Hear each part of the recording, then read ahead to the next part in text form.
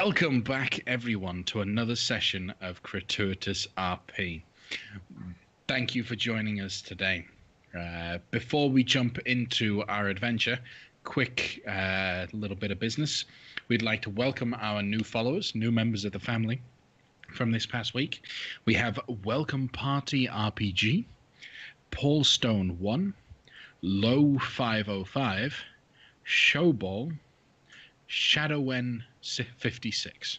So thank you very much, guys, for following us. And if you don't already follow us now. Click on the buttons and make sure that you follow us, that have that heart symbol and all that, because it really helps us to see those followers tick up. And the more we get, the better we feel.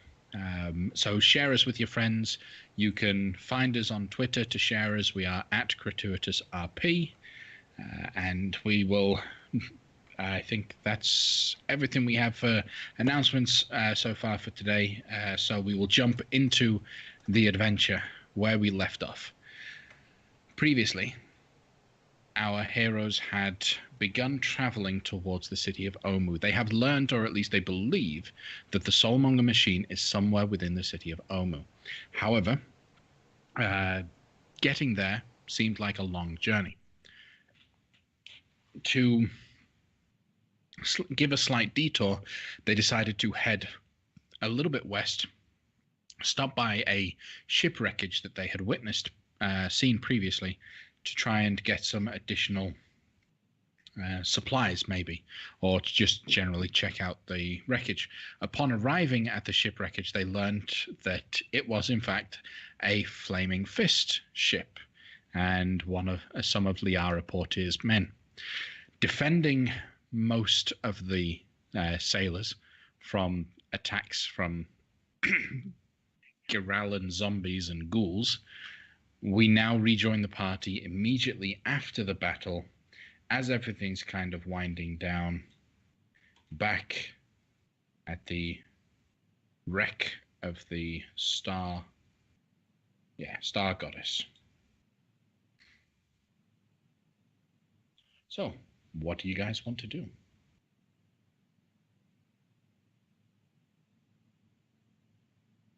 Do we want to question any of the survivors before they run off?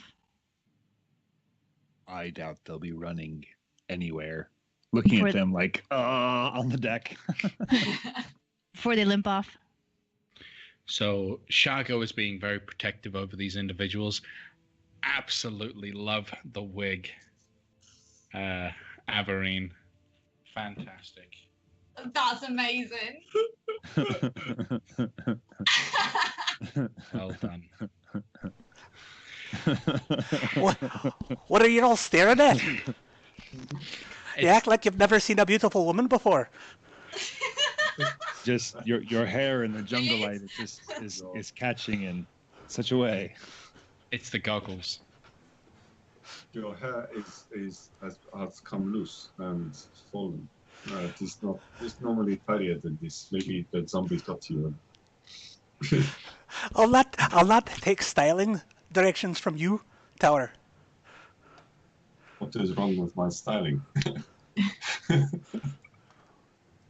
So I love it.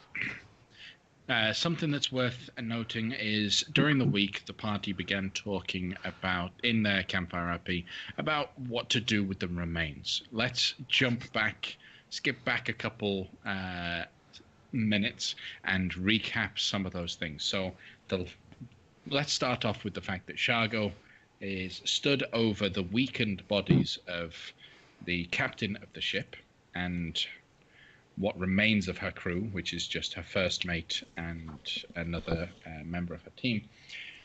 He stood over their bodies and very eager to make sure that they are taken care of. And so Shago says, we must take them to Jahaka Anchorage. That is where they are due to go. We can get them some supplies, we can heal them up, and we can get them back to Fort Belawarian.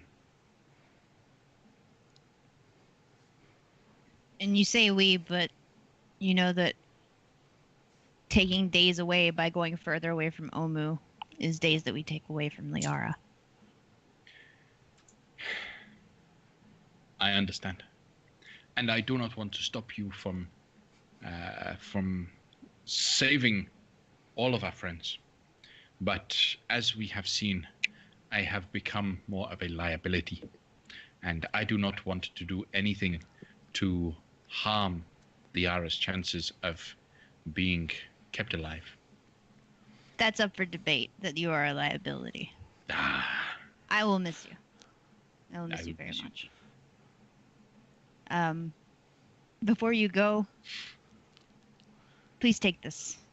And she'll hand him the sending ring that she originally stole off of his sleeping body in the night. My next report to Mom will be along the lines of mission successful. She knows where it is. She knows where we're going. So I think that you might be able to use this more than us. Also, I know that she wants to hear from you. Okay. I don't look forward to the scolding that she will be giving me. Perhaps I'll send her a message and then put the ring down for a couple hours, maybe. Are any of us there, or is this just Shago and Zola?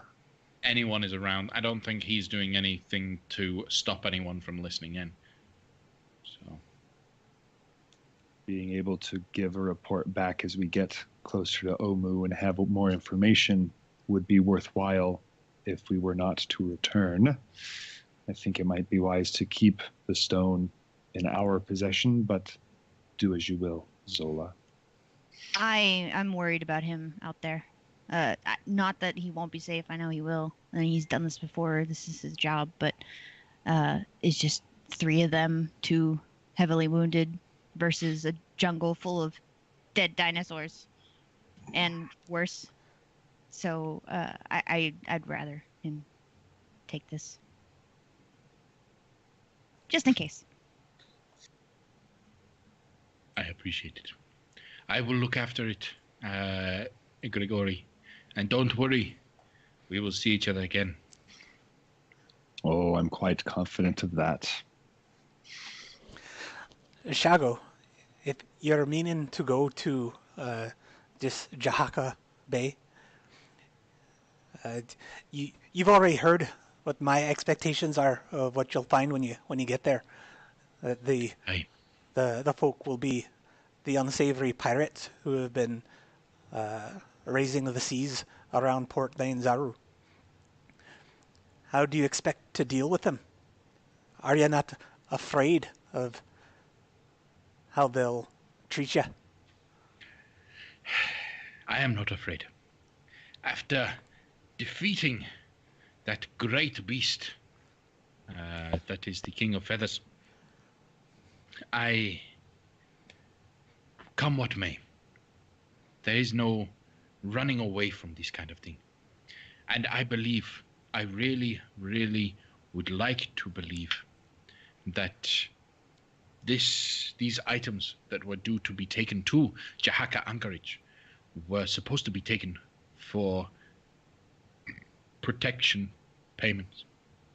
We have paid them regularly, and if we have missed a payment, then they will be unhappy. But if we bring the missed payment, perhaps they will be pleased enough to not cause us too much harm.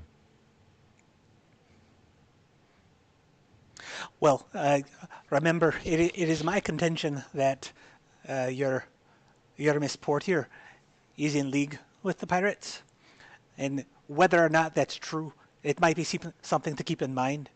If you do need to convince them that you're worth saving, if your life is on the line, it might behoove you to overstate your connection and your knowledge of the whole deal.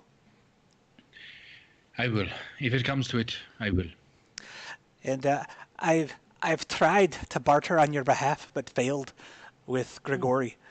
You may recall we found a folding ship a while back, and I understand that your route will take you through. You'll be trying to take a river to get to the Jahaka Bay. I do not have very much to my name at the moment, so perhaps you will have better luck with Grigori. either bartering on behalf of the Flaming Fist or on the behalf of your mother. Maybe either will be willing to put something up, because I feel like the boat would be better used by you and the survivors than us.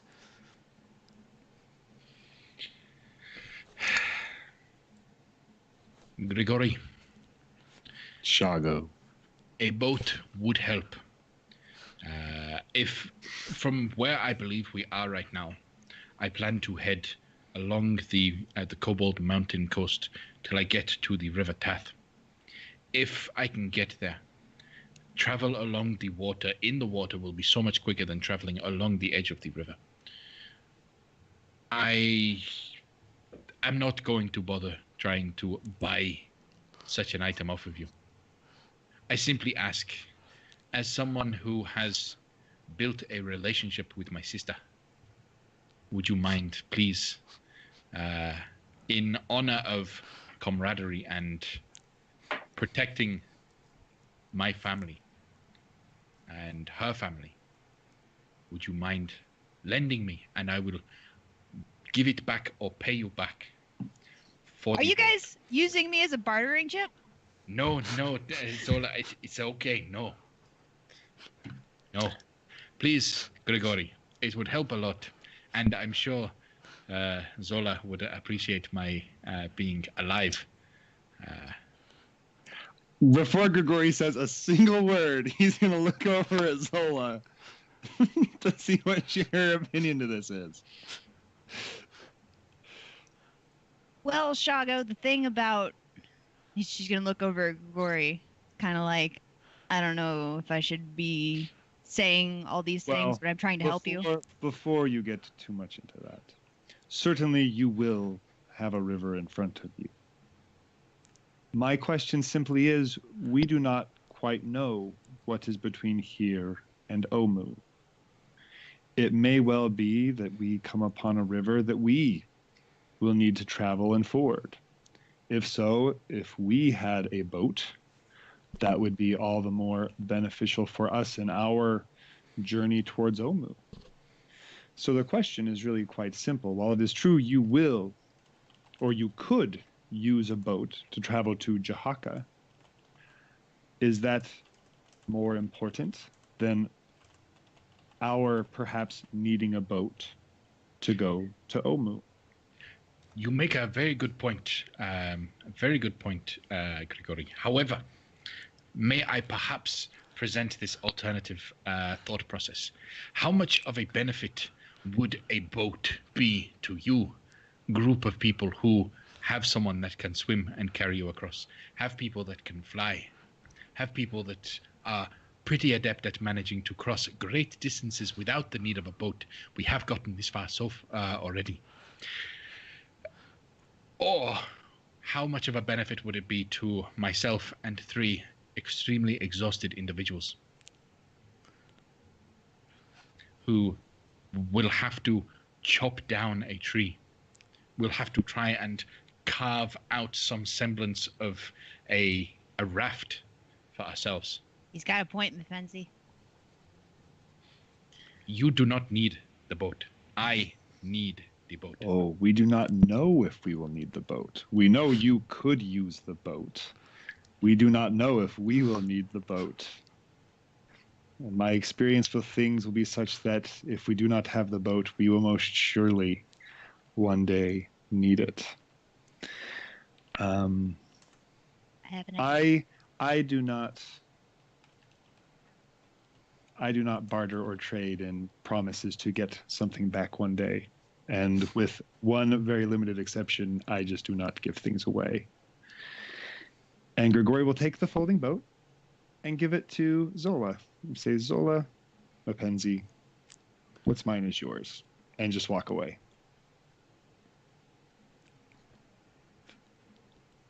He's a very good man. Do him honor and give me the boat.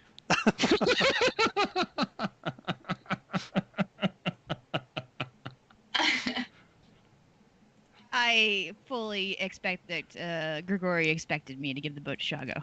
So, I will do so. Well, you did say you had something in between, but whatever. Well, it would have happened before you gave the boat and I So he was now gives in boat to control of the Zoltan. boat. I was gonna say maybe you can cut him into the same deal you gave me. Okay. Nah. Okay. I'll just give you the boat. Thank you. I have a boat. Grigori, you're tight with the family anyways, so I'm Oh, sure he can't this hear will- this. He gave you the boat and walked away. I think he's tight with the family anyways, so this will probably come up again later, and everything will be hunky dory. It's okay, Zola. I will give Santi a good word about him. I won't tell most of the things that he has done. What do you do? Well, he's been a good man. I will tell her that. He has. Yes. Okay.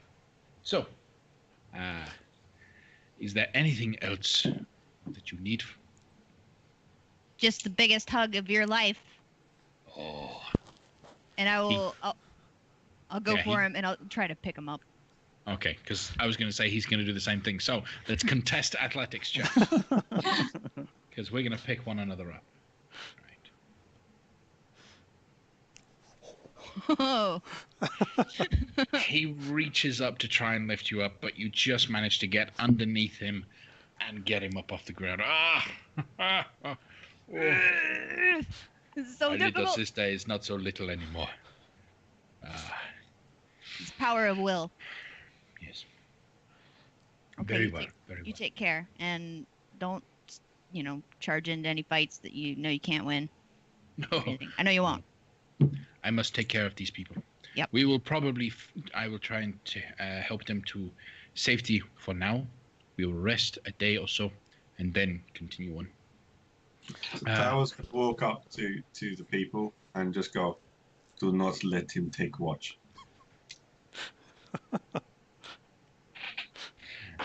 She'll nod at you quizzically. Okay. Is the are our They travels are done? awake. Are our travels done for the day? Perhaps we could make camp and spend one last evening together. If you are willing to help find a place to camp out for the night, I think it might be worthwhile getting away from this crash site and the food. Excuse me. Aye. So, Then perhaps we One- should head to. You said is there a river nearby? no, there is no river nearby, but there is a river maybe, at best guess, maybe 2-3 days west of here. It's, Shago or Grigori's going to go over to the captain. Is the captain conscious or? She is conscious. The other mates of her team aren't, but they will come to consciousness after a bit of rest. Before we move away, here on the ground floor, I've seen the gear and equipment. Is there anything from the boat that needs to be recovered? No. Nothing on the boat that cannot be left behind. Insight check? Roll an insight check. Liar! Liar! There is a treasure trove of gold up there. Whether you believe her or not, that's up to you. Okay. It seems about 50-50 at this point. She's exhausted, doesn't really care about the boat above. She does care about the equipment that is down below, but after hearing what Shago said, after you guys were contemplating acquiring some of these tools to help you, and the fact that she's just gotten another boat, she's not going to argue any of the equipment removal from you. They'll just Well, with that said- gather whatever they can. With And that said, carry it. Grigori's going to pull a bunch of random gear. Okay. Captain, what is it that caused the demise of your vessel? We were flying over the Aldani Basin, headed towards Jahaka Bay, when suddenly fireballs began to explode in the sky. Next thing we know, our balloon pops, and we start to fall. I tried my best to make sure that our ship landed within safe conditions, but lost a few of my crew in the process. Any idea where those fireballs originated? Oh, it was a bit of a surprise. We didn't quite see what it was. I believe it came from below us, but we are not sure. Do you have any idea who would do such a thing?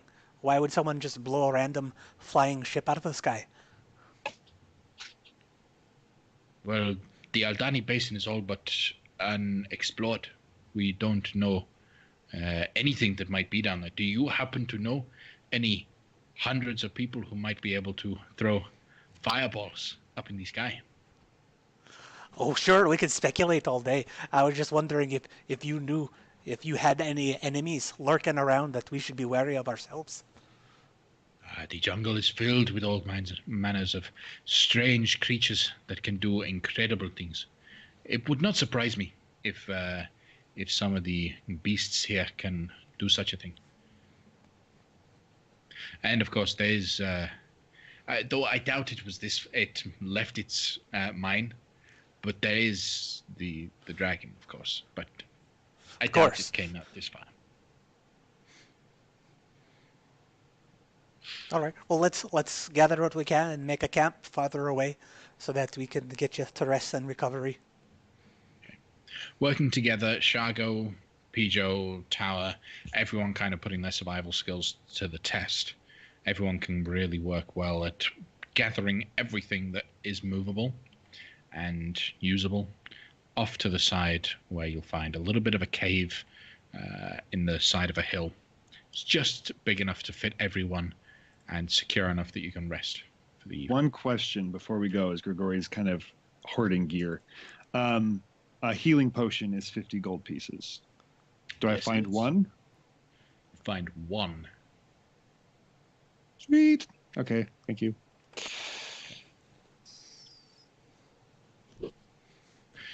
So, this evening, Shago's last evening with you, your last evening with these, your only evening with these three members of the Flaming Fist.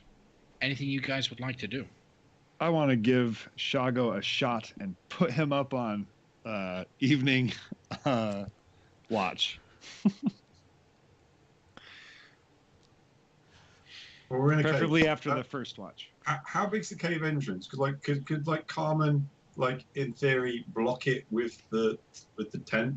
No. Yeah, she could. The hut. Yeah, so we could block off the hut and then have the back end of the entrance accessible. So we can play some music, have a little party. Yeah, I have to sit by the door though, but yeah. Yeah. Yeah. I'll sit with you. Do you want to play some music? We can echo it into the thing. What my little loot, a little. Yeah, because get the loots back out. Not the loot, the I got my flute. Flute. you flute and I got the loot. Flute and loot. Yeah. Hey, Carmen. Would you like to learn a Chilton song? Yeah, go on then. Okay, this one's a very well-known one. Okay.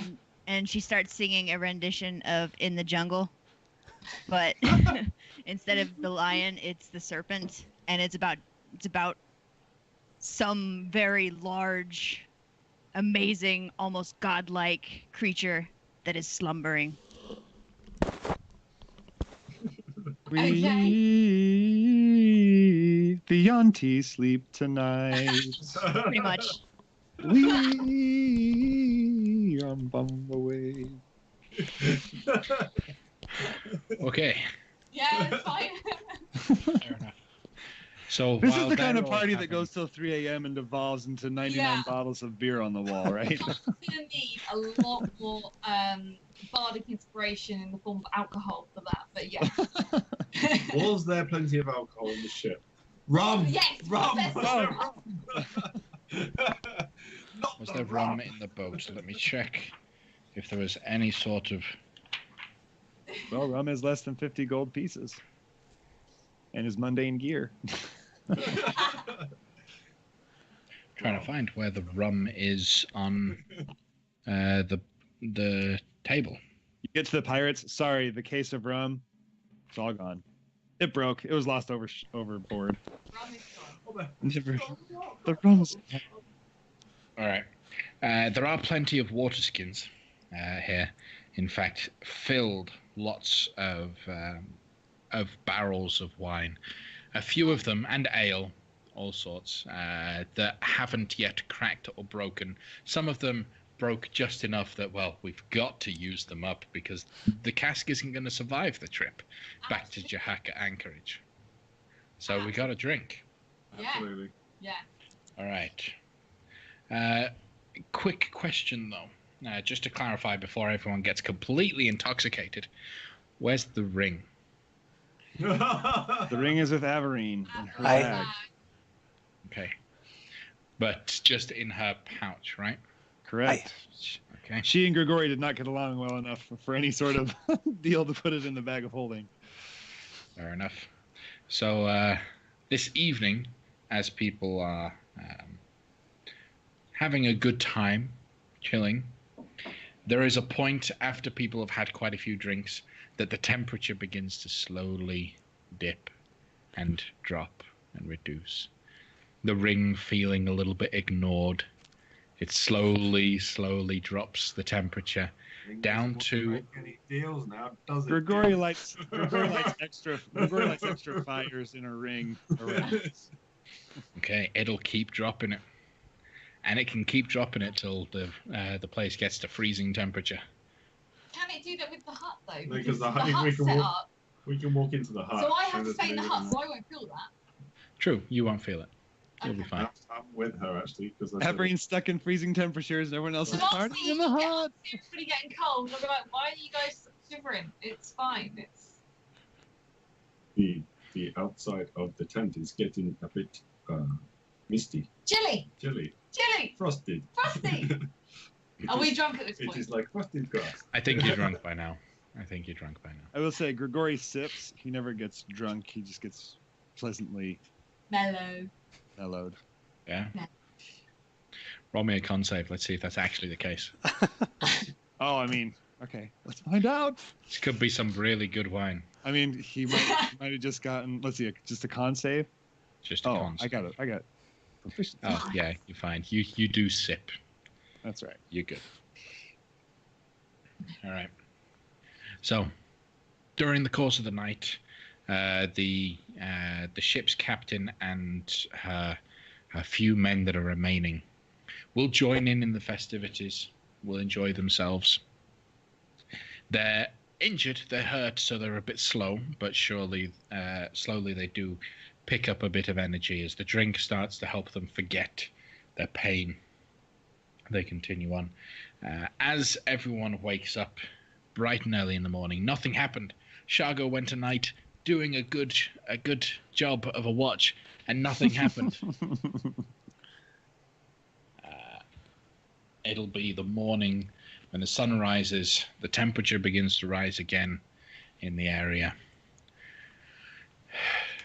What do you want to do? Are you guys going to head towards Omo? Or what is your actual path going to take you? Because as of right now, you are here. How many days travel have we got left? So from where you are, you could travel straight to Omu for 9 days. Shago does suggest, from what he knows, 7 days away there is a exit away from the jungle into the Valley of Lost Honor. Once you're out of the jungle, you don't face many dangers out there. It's much easier. So you could go 7 days towards potential ease, or 9 days of danger to get to Omu itself. Well, but if we got to the Valley of Lost Honor, it's still, what is that, 30? It's another 70 miles to make it around back to a point where we'd be heading towards Omu again, right? Correct. Yeah. Which, that'd be 2 days, right? So it's either 9 days of danger to Omu or 9 days of lesser danger, but still 30, 40 miles away, right? Yeah. Shago said to take the Valley of Lost Honor route, and he knows his stuff. I do. I don't think that he'd suggest it unless he wasn't sure. Unless he was sure that that was the best way to get there. What do you think, Pijao, having lived in this area?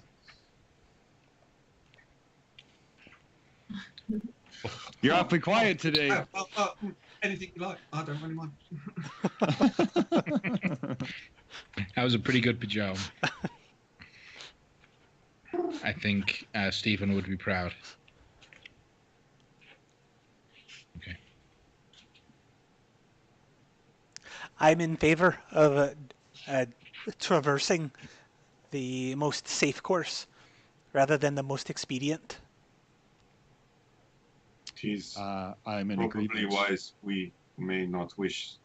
We may be harassed all the way through on our name days, and we do not know what we would face at Omu. I would prefer to come in relaxed and fresh to what we might face there. It seems that the Valley of Lost Honor may be wiser. It seems we are in agreement. Well, good luck. Common. Yeah, it's fine. I'd rather we take the valley route. I think Shago wouldn't have suggested it if it was a bad shout. So Then we are agreed. Grigori swipes 3 full skins of fine wine. There you Karma go. would also swipe any wine that's left over. Grigori and Carmen both swipe it Yeah. at the same time, see what's going on, and then help each other load a bunch into the bag of Yeah. holding. Yeah. We've got a problem, us two, but we're fine. All of the wine. You will be able to. You will get find that Piju has already stolen all of it. No, yes. Oh, he drank it dry last night. No, yes. It says so in his character sheet. He's got a problem. There's enough of a of wine there that anyone can fill up their carry capacity and then some. So you should be good. All right. So the journey leading away. It's going to take you 7 days to get to what is known as Ataz Ikwazi. To get there, though, you're going to need some help. So, or you're going to need to be doing some pretty decent hunting and tracking. Shago can't help you anymore. So, who is going to be leading up the activity? I got it. All right, I got it. I've got it. If we Okay. start to get lost, I got a compass. And power will assist him. Okay. I'll point out a character that we have leveled up after the long rest. So if anyone needs to change anything, now would be the time to do so. I mean,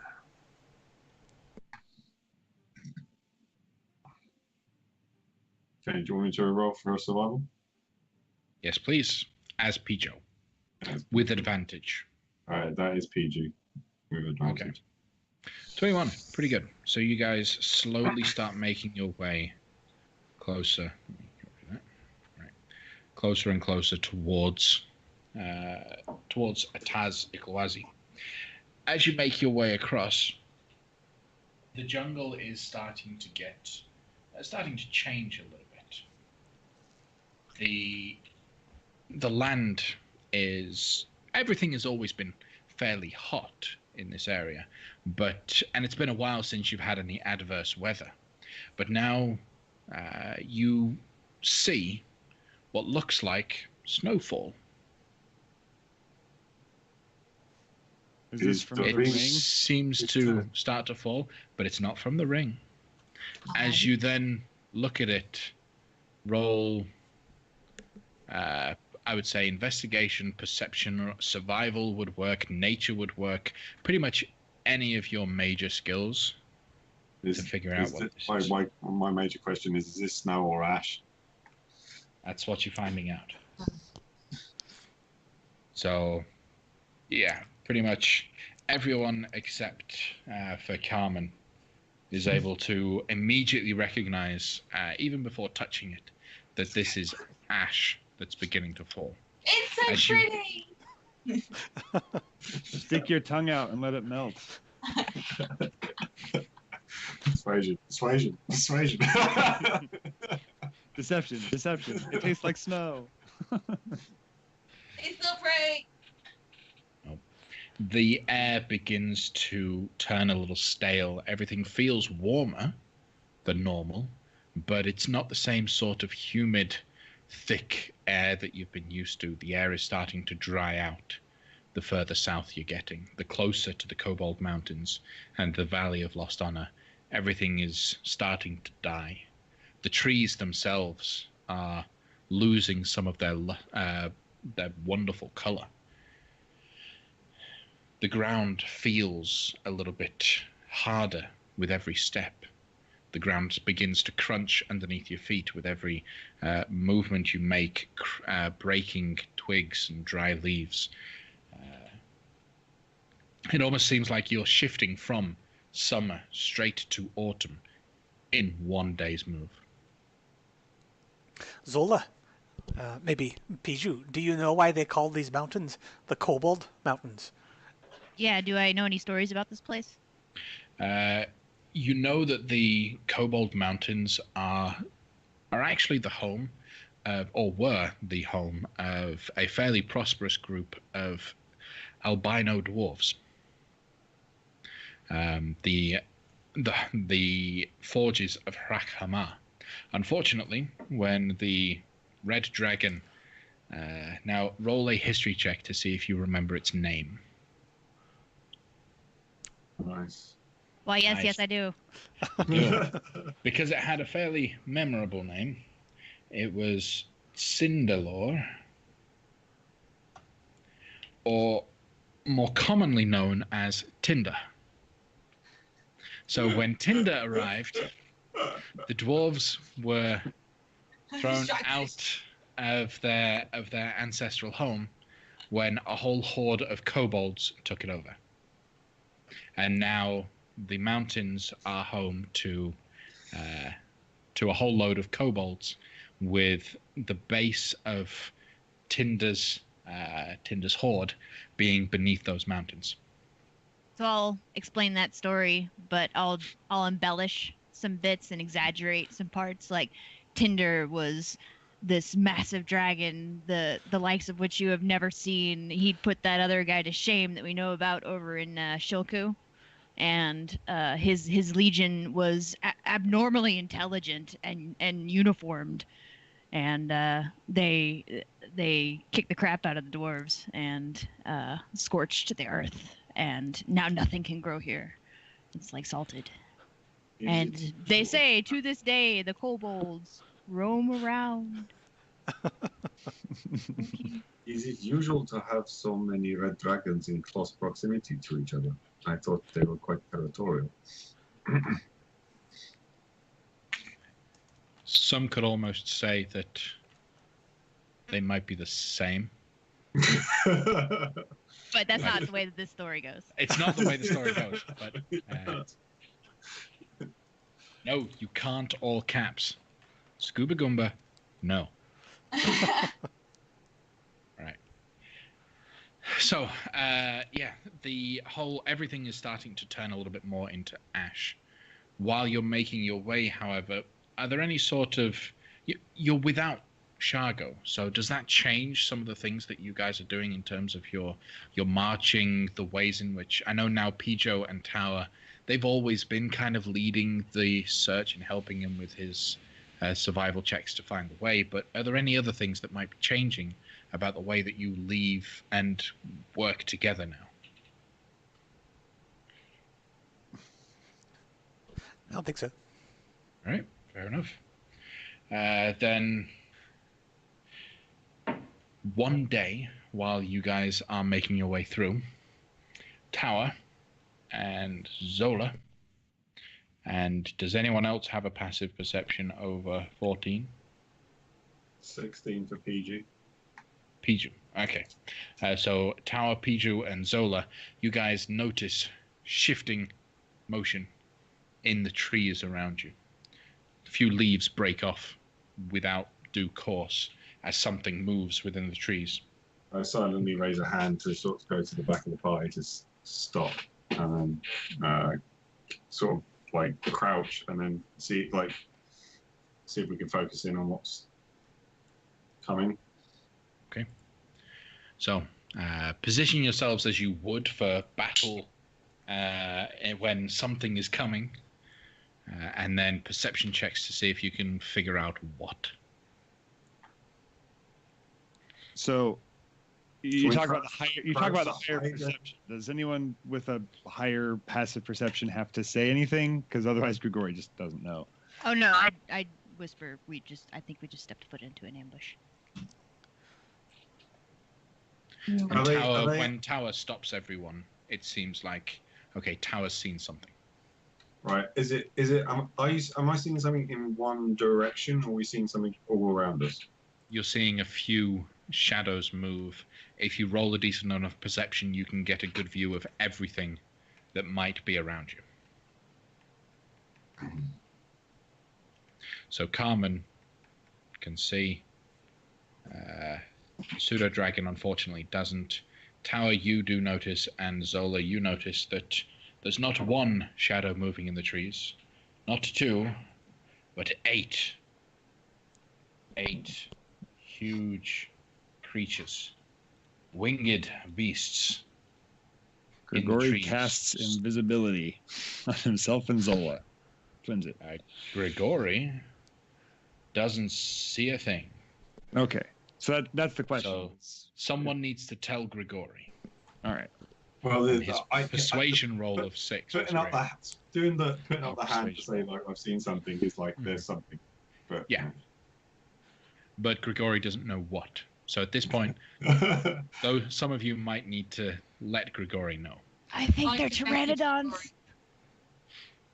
What's a pteranodon? Wings. Dino with wings. At this point, thankfully, you guys are not considered surprised, but these winged dinosaurs, covered in feathers and fairly large creatures, like huge pelicans, effectively, will begin to swoop down. I need everyone to roll initiative.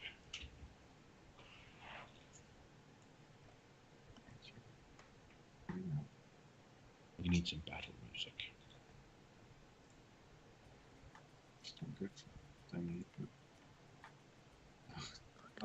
That's towers, not PGs. That first one. I'm going to get confused here. It looks like it says PG. Oh, but you use Tower's token. Okay. Yeah. I will add Alright, PG on the menu. Okay, so I'll switch yours to PJ's to 12 and Tower's to 15. No, that was right the way it That was. was right. Okay. So 12 and 15. All right. Anyone missing from the turn order? I don't have to control any PCs. All right. So we're going to have the Quetzalcoatlus Eye all act as one group, as they're large creatures, as it's kind of a little pack that are working together, and it looks like they move quicker than anyone else. So, top of the round, they will dive in. Now, these things have a fly speed of 80 feet and don't provoke opportunity attacks when they fly out of melee range.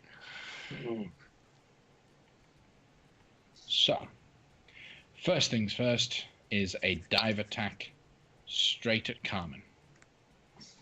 Yay! Okay. So, fairly simple flight. That is a 9 to hit, so that's going to miss. And then it's going to fly off. Another will fly in, ignoring Is the pseudo dragon not with us? I'm just going to keep him on my arm. Okay. But putting it on my token makes it challenging. Fair enough. So, flying in to attack Averine. That's going to be a natural 20.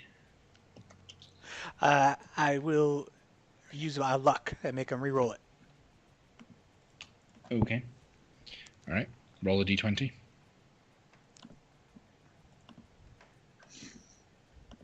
$14. Okay. So that makes it a total of 18. Does that hit you? I will cast a shield. And no, it will not. Okay, fair enough. Then it'll fly off away from you. Then another will fly in towards Grigori. Attack with a 16 to hit, which I'm assuming is going to miss. No, that hits. So that'll be 11 points of piercing damage. And because it flew in for a dive attack, you actually take an extra 10. So that's 21 points of piercing damage. And then it'll fly back out. Haven't cast Mage Armor today. We will have one that flies into Zola. That's a 14 to hit. Is that going to hit you, Zola? Does not hit. Okay, then it flies off past. Continuing around the circle, flying into to dive at Tower. Natural 1. It's going to fall over and fall prone on the floor next to Zola. Nice. We have another that's going to fly in, try to hit Tower. That's a 22 to hit. That hits. For 15 points of piercing damage. Okay. Okay, then he also flies past. And then I believe we've got one more. Yep. Going to fly in to hit Pijo. The 21 to hit Pijo. That hits PJ. For 15, and then also flying away. So, Grigori, what would you like to do? I am going to cast invisibility on myself and Zola. So I'm going to twin that thing. Okay. And then I am going to try not to hit too much foliage because you can still see when I hit a tree. And I'm just going to try and run away. Okay. I can only go 30 feet, right? Correct. So we will run straight south, 30 feet. And I'm done. Okay. Pijo. Now, if I can't hear any music if you're playing some. I don't know if anyone else can hear it, but It's just very low. okay, carry on. Pijo is going to move to here. He's going to target this guy there. He's going to cast Hunter's Mark. On which one? Sorry? This one at the top. Top one? Okay. Okay. And then he's going to loose 2 longbow shots, I think. Go ahead. Oh my god. Ow. Unfortunately, that nat 1 is just going to go wide. Curse of Piju. Alright, I'll That's what you get for playing his character. Right, just, Oh my god. that's a second nat 1. At this point, Technically the a arrow... Yeah, technically a third. You launch the arrow, but it actually gets caught on the wood itself, splitting the arrow in. It hurts a little bit. It doesn't actually take any damage, but ooh, that shocks Pijo a little bit. Anything else That's from insane. you? No. No. Carmen.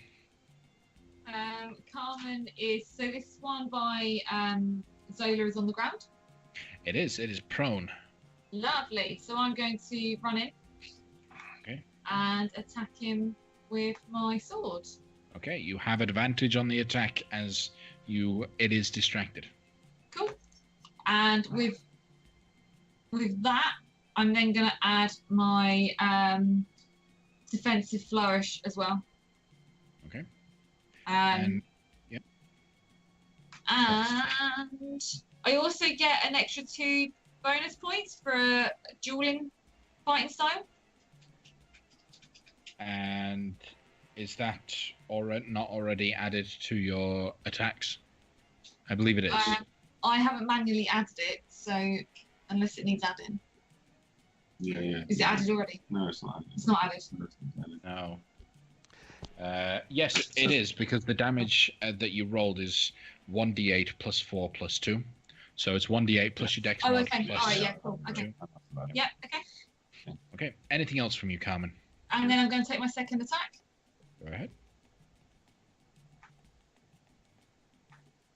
23 also cuts at its wing. Anything else added to that? 7 points piercing. And then I'll use another blade flourish if I can. Okay. Same defensive again. There you go. Yeah. +6. 6. Okay. As you start slashing away and piercing at this creature, you cut at its wings quite deeply and actually clip them. This thing can't fly anymore. Anything Nice. else from you, Carmen? That'll be it. Tower. Tower's going to look at this one right here and cast Earthbind. Okay. But, Any chance we can get any of the details of the I spell? haven't got it on the D20, so I'll tell you what it is. It searches creature you can see within range. Shadow strips of magic energy loop around the creature. The target must succeed on a strength saving throw on a DC 15, or its flying speed, if any, is reduced to 0, and the spell's duration. The airborne creature affected by the spell safely descends 60 feet per round until it reaches the ground when the spell ends. Okay. Or the spell ends, sorry. It rolls a 16. Oh, Save. all right. So Okay. it avoids the spell. That was a waste. I'll bonus action turn into a cave. There. Okay. You bears. Anything else from you, Tower? I just realised that is the wrong bear token. Bear with me one moment. Oh, you. All right. There we go. That's more like it. So, Zola, you're invisible. Invisibly, I'd be like, "You got this guy?" To Carmen. Yeah. Cool. Wherever you are. Yeah. Yeah. Then I am going to make an escape. Fair enough. Get there. Since you're invisible, you don't provoke any attacks of opportunity. Cool. And then whip out the short bow and go for the one that is closest to me. Okay. As you fire, you do lose your invisibility. Mm-hmm. But I get my advantage. Advantage on the first attack. Yep. Yep. 20. 20 is going to hit. You clip its wing for 9 points, plus the extra 14. All right. Clipping it to that degree, it falls to the floor. Hits the ground, prone. Great. And then I'm going to cunning action hide Okay. What are you hiding behind? this bush that I... Okay. You are in just thick myself. bush. Okay, but you're in the bush. Okay. Cool. Averine. Seems like these things are pretty easy to pull down from the sky. I'm going to firebolt the one in front of Carmen. Okay. Because it's prone, you have disadvantage on the attack. 20, still going to hit. The fire engulfs this creature's flesh, and it dies. And that'll be the end of my turn. Okay. So, starting at the top, the one that is hunter's marked, that Pijo missed, it's going to fly right in for Pijo. With an 18 to hit Pijo. Hits Pedro. Okay. Yeah. Yep. Hits him for 14 points of piercing damage. Pedro ain't looking good. And then it continues to fly off up here. Moving around, we have a dive attack against Averine. I will use a portent. Make that an Yep. 11.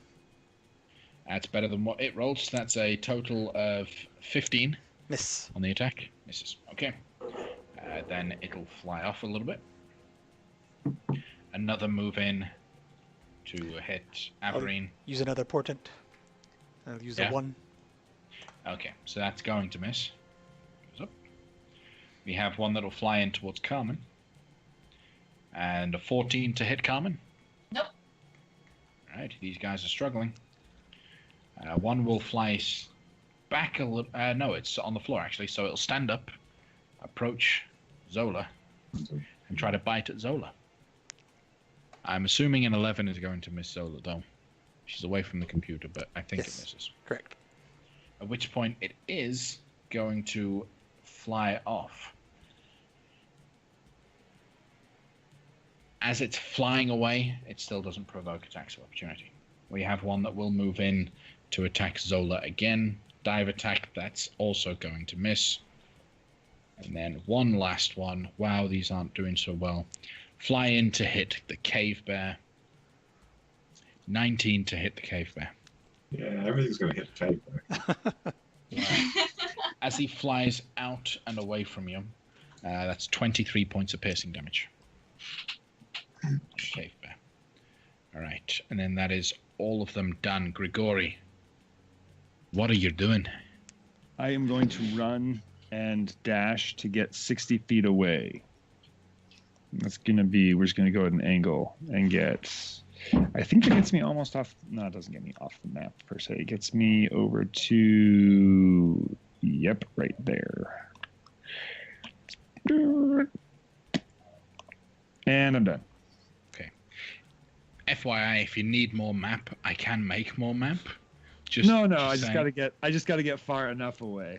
Okay. All right. Pijo. Which one will he get the hunter's mark on? He's going to try and recover himself and shoot 2 more at that one. Okay. Oh, PJ, come on, PJ. You can do it, Pijo. 16. Hits. Hit. Hits. Ooh, Nice. Is that one taking any damage yet? It hasn't, no. Alright. So But hunter's it mark. takes the hunter's mark. Then the second attack then. Okay. Yeah. All right. Second attack hits. It is now also wounded. Okay, Colossus Slayer. And the additional hunter's mark. Okay. With that, as the second arrow clips along the side, it actually tears, and you can hear it ripping along the leathery wings that this creature has.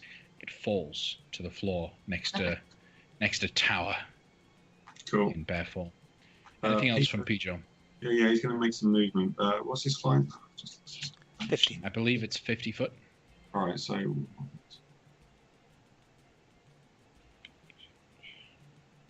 fly to here with PJ.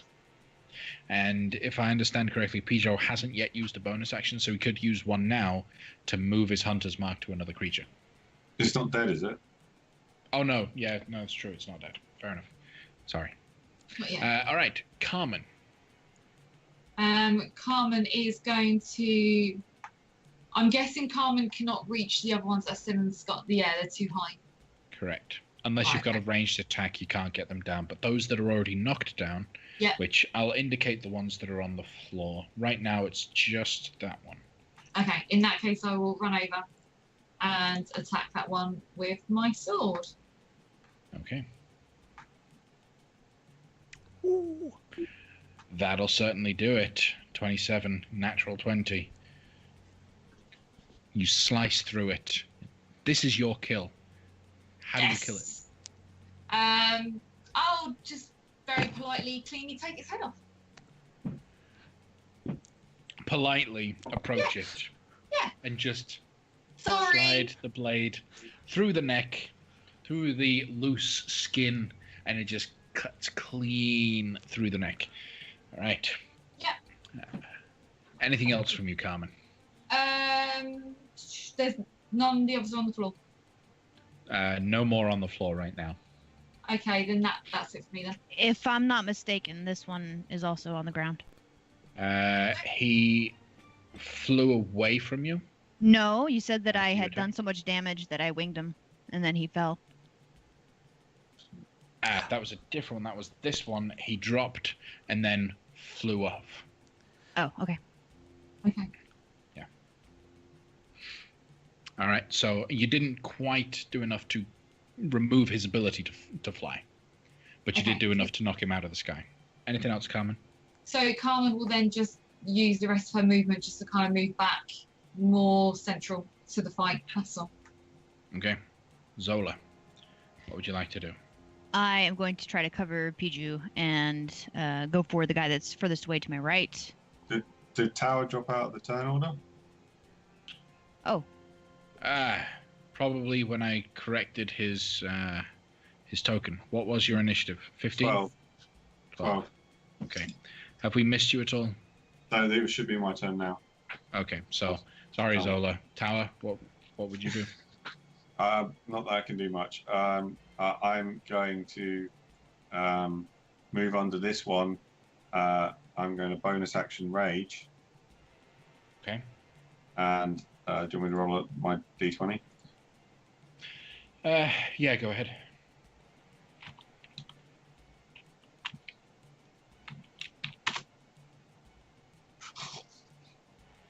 It's getting closer.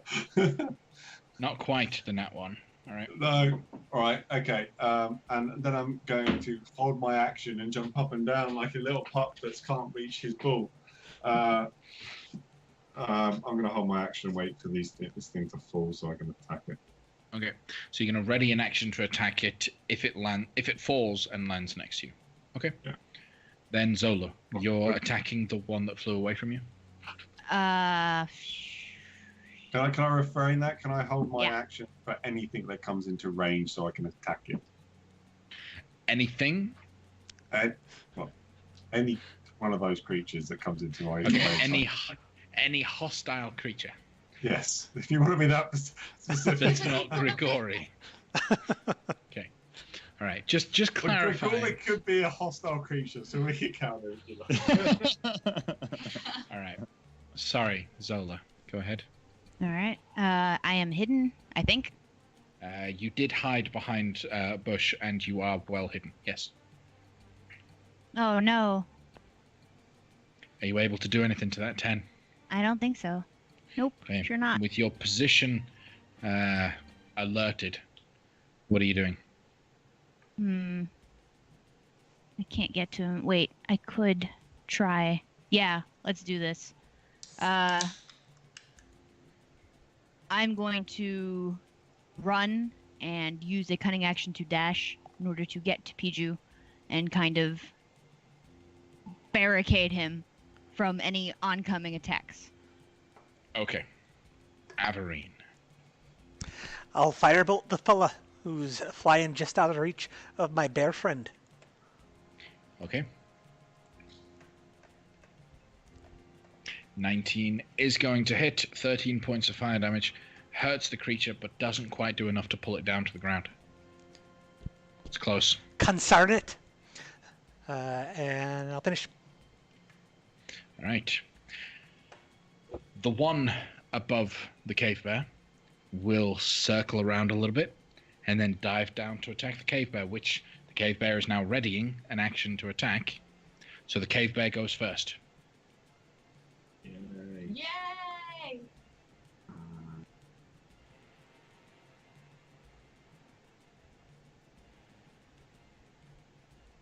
Oh, come on. So a 12, unfortunately, is going to miss. Yeah.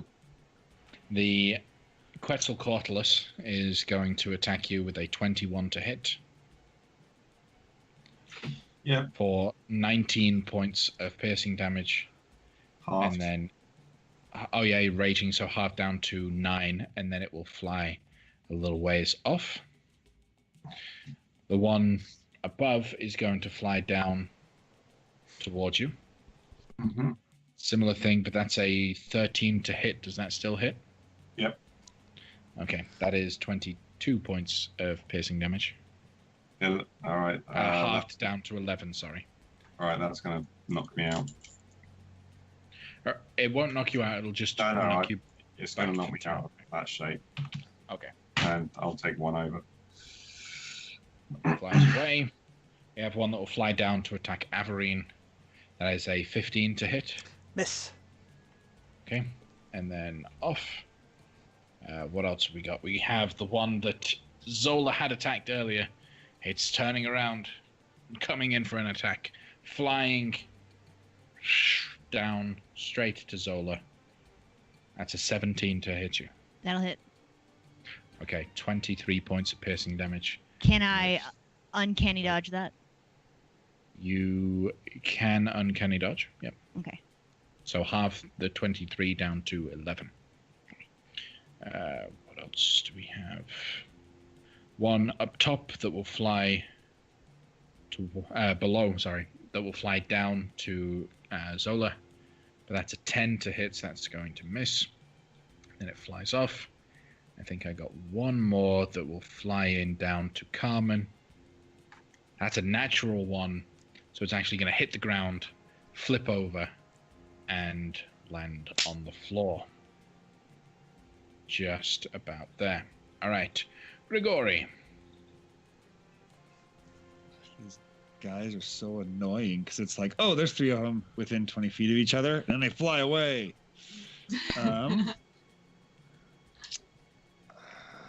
Okay, I can get 4 of them, but I'd also get like Pijo and Zola.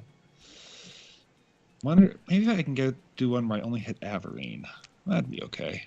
Averine, Carmen. Let's see. 15. You can hit. You've been a lot more open about team killing lately. Is everything okay? No, things are fine. I just, 3rd level fireball, man. All right, I'm going to have to use Scorching Ray, which that lets me shoot 3 rays. And I guess I will attack. Sorry, I'm on a laptop. I will attack the 2 nearest Carmen.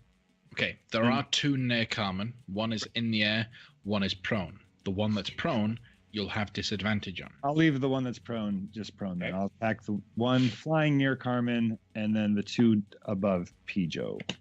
Okay. The one directly above, and then the one sort of above Averine. Launch that Scorching Ray. See if I figured out my... With a 21, that hits for 12 points of fire damage. And then I shoot 3 rays. So I Shoot have to 3 do of them. 2 more, right? Yes, but make sure to refresh the spell slots because Roll20 is going to use them up. The Yeah. second one goes to the one above Pijo, which with 7 points of fire damage is enough. That was an accident. It's enough to knock it to the ground, but not stop it from being able to fly anymore. So that is now prone. And then the last one went to the one furthest north, and that actually just kills. Nice. Anything else And- from Grigori? Nope. Just going to observe from a distance. A Okay. safe, respectable distance. Pijo.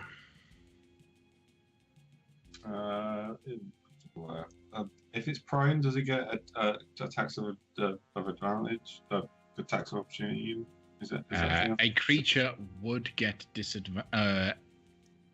If a creature is prone, it makes attacks at disadvantage.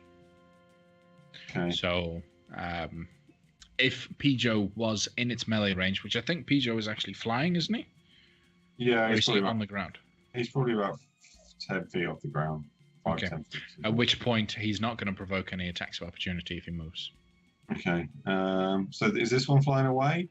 It is flying away. Well, they're all kind of flying in a circle. All right. They're all going to loop around and.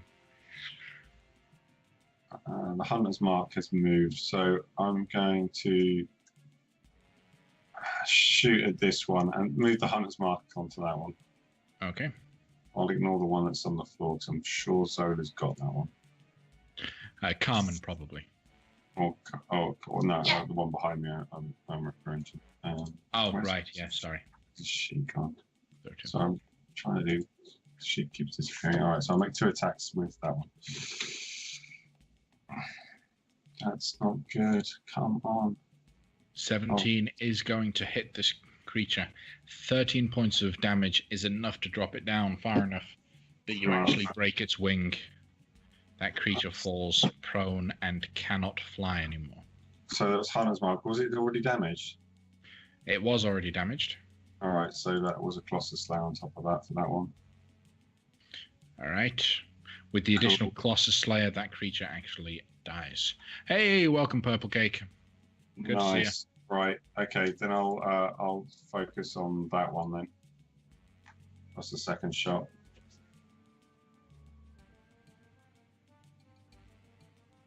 $18 hits for 12 points of piercing damage. It kind of cuts along the edge of the creature's chest. Anything else? PG might reluctantly fly somewhere in the middle here.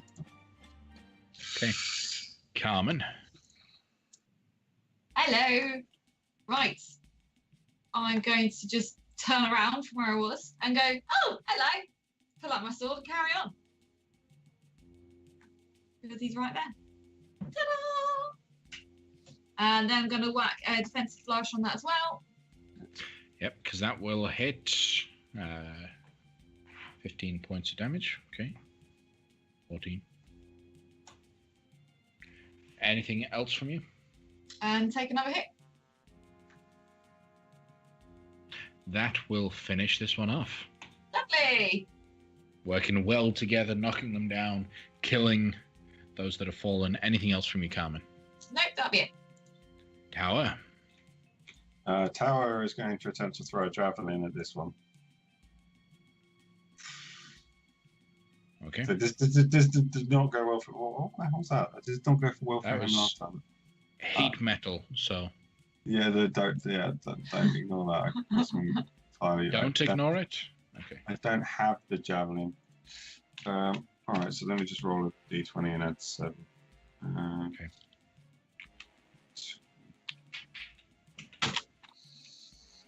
No, that's not a good 12. No, it's 12 again. So 12, unfortunately, is going to miss. I'll warp Jake back into a bear. Okay. All right. Because you got the ruler tool up, Yeah. I think. There you go. All right. Zola. I know what to do. Putting up the bow, pulling out the cutlass. Okay. So dropping the bow Yeah, I to could drop pull out it. the cutlass. It's pretty close. Yeah. Yeah. Just because you're not going to be able to put the bow away and pull the cutlass out ready for your first attack. Sure. Okay. So you have advantage on the attack. 16 is going to hit for 6 points of slashing damage. In addition to 11. And with that, you plunge your blade clean into its neck. That thing is down. And I'm gonna hop back, stand over my bow. Okay. Wait, have I used a cunning action? I have not. No. I will hide. Okay. Averine.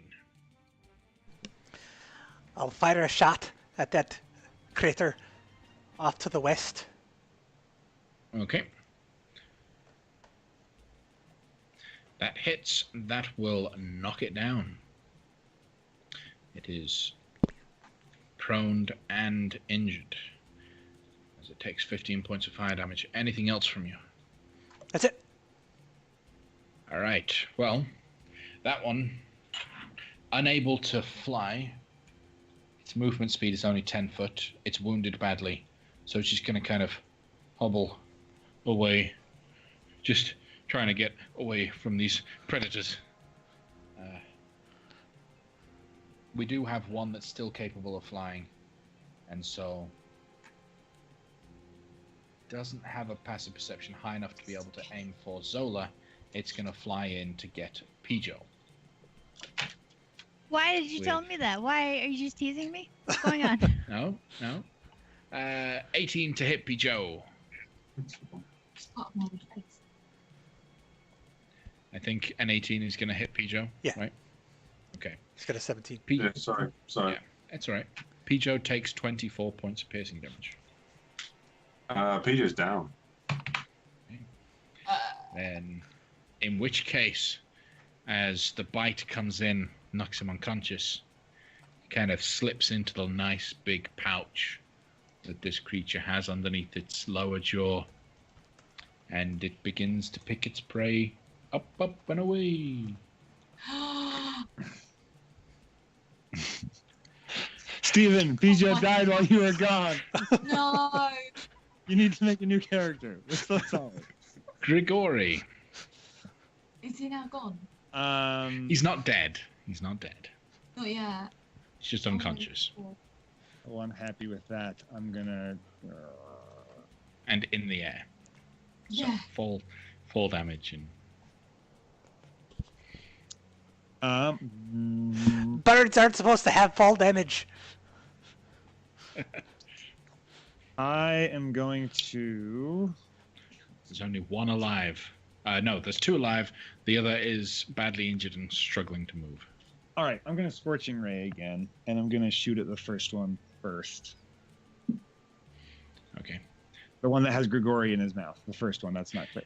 That hits for 4 points of fire damage. Now, this is the first time this one's been hit, so it's able to kind of shrug off the flame and continue its trajectory away. Shoot him again. 9 points of damage. Still not quite able to hit that threshold to knock it out of the air. Shoot him third time. With that, you knock the bird out of the air. It falls to the ground with Pijo in its mouth, still grappled. Anything else from Grigori? That's all my shots, sadly. So I think I'm done. Okay, Pijo needs to roll a death saving throw. Have you changed your thing to PG? Oh my god.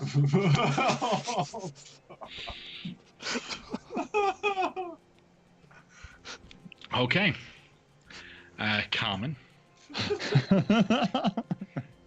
If anyone is noticing, yes. For Steven, that was who's a going to watch natural this one. later. That was a natural one on Pijo's death saving throw. So that counts as 2 failures. Carmen, what are you going to do? Okay, just very quick question. Could healing word means I have to see him. Is there just a feather sticking out of this thing's mouth for me to cast healing word? It's in its mouth. A little beak sticking out or something, or See how good I feel. Everine and Yes, Grigori there is a have portion healing spells. of yes, there is a portion of Pijo's wing that is currently sticking out of this bird's mouth. okay. In that case, I am going to cast healing word. Okay.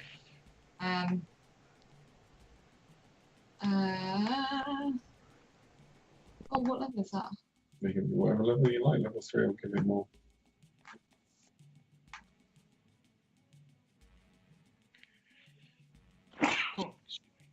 So leaving Pijo hit points, and we can wipe away and forget about those 2 failed death saves. Never happened. Yeah. Never happened. Never. All right. Anything else from you, Carmen?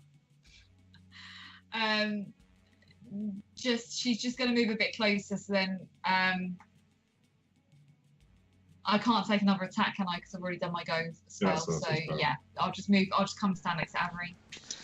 Healing word is a bonus. action to cast that spell, so you've still got an action to take. Okay.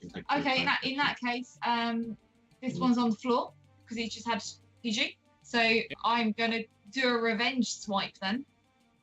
Okay. Kill it. Yes. That hits for 9 points of piercing damage. It's enough to cut away at its wing and break it so it can't fly away, but not quite enough to kill it. Can I use my final blade flourish, or is it too late for me to put that on? Go ahead. Ah.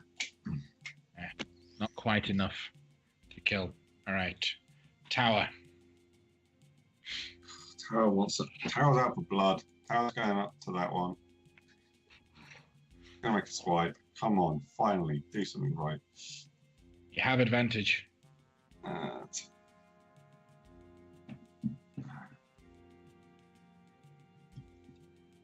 19? 19. That's going to hit. Go ahead and roll the damage for that. Oh, that's close. With a nice, huge chomp down on this creature's neck, you push down on the muscles in such a way that it opens its jaw reflexively and pops little Pijo out of its mouth. That creature is dead. Anything else from your tower? I'm going to finish my movement and make another attack on the other one. Okay. 15 also hits. Go ahead and roll the damage. So with this, you grab at the back of this creature and almost pull it back as it's trying to desperately claw away from you, dragging it through the ground. You tear open its back rib cage. It is dead. With that, Yes. last of the Quetzalcoatlus. This is... if you know what the plural Quetzalcoatlus is, let me know. But with that, they all That's fall. totally. Oh. Oh. That hurt a little bit to some of you, more than others. But what do you want to do in the wake of that? Can we have a short rest? Of course you can. Should we have a little rest? I can do Song of Rest. Grigori comes limping back to everybody else and says, I had planned to do this a little later, but maybe we should do this now. And he pulls out a medicine kit, and then a second one, and then a third one, and then a fourth Now, one. real quick. Grigori, are you pulling out healer's kits? Healer's kits. Did I say I said something wrong? You said medicine kit. I just want to clarify before you say something you might not mean. You know Nope. that healer's kits can only be used to stabilize people. Exactly. That is Okay, what they good. are. All right, good. And he offers one to each and says, if each of us carry one, and then you go down, you know if you get to them, you'll have what you need to stabilize them. That way, this is not for you. This is for whoever finds you. Pijo gives him a kit. If you don't choose to keep it, fine. But that is the purpose of it. And he passes it out. Don't think I'm going soft. These were free. So I'm giving it all to all y'all. If it's cost me anything more than a moment of my time, I'd charge you 60 gold pieces like I did to Averine. As he's limping and really hurt, and he's got like blood coming out of his shoulder from where he got pecked. It's like, okay, leave me alone. Grumpy. Pijo's going to cast Healing Spirit because he needs to heal up. Okay. So everyone can get I can 10d6. heal us. I can heal us. You don't have to wait for me. I don't want anybody waiting for me. So let me cast it, and then we carry on. So everyone can get up to 10d6 of healing for free. Oh my god. You're not a pigeon. Just to make sure, are you trying to say the intention is everyone has a healer's kit on them that they can take and heal other people on? Or everyone has a healer's kit on them that if you get to their person, you can use their healer's kit on themselves, on that person that's down? You're muted.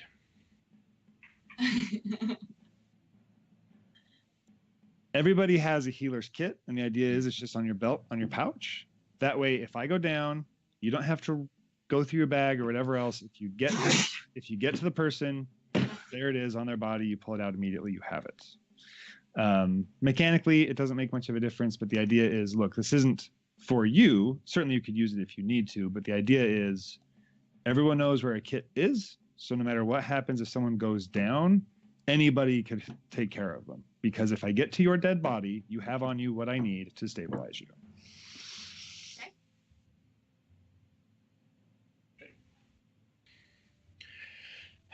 Now, Tower, these creatures, from what you've witnessed in your looking at how they fly, these creatures are potentially one of the first flying creatures you would be able to fly, like you could shift into once you get the ability to fly. Cool. Ooh. Okay. So now that you've witnessed them actually in combat, you can learn a little bit more about them, and there's an option for you Okay. to progress. Thank you very much. So, you guys rest for a little bit, stitch up your wounds, use the magic from Pijo's spell to recuperate what you need to. And then anything else, or are you just going to continue heading towards Ataz Ikrawazi? Are we actually going to take an hour's rest and then move on? Well, with the healing spirit, well, did anyone roll for what that healing spirit? Yeah, was well, 38? I'm instead of rolling for everybody, we'll average it at 38 and get 38 back each. Yep. I'm back to full. Yeah, so fine. How's Pijo? Pijo. Pijo. Ciao. I'm good. I'm between you and Carmen and me, and we're good. Neat. Right. The journey continues as you make your way closer and closer to this new spot. Map. Zoom in, find out where we are. Survival checks from someone with advantage as you guys continue passing your way towards your goal. I don't want to roll for Pijo anymore, but To be fair, you might be having better luck. yeah.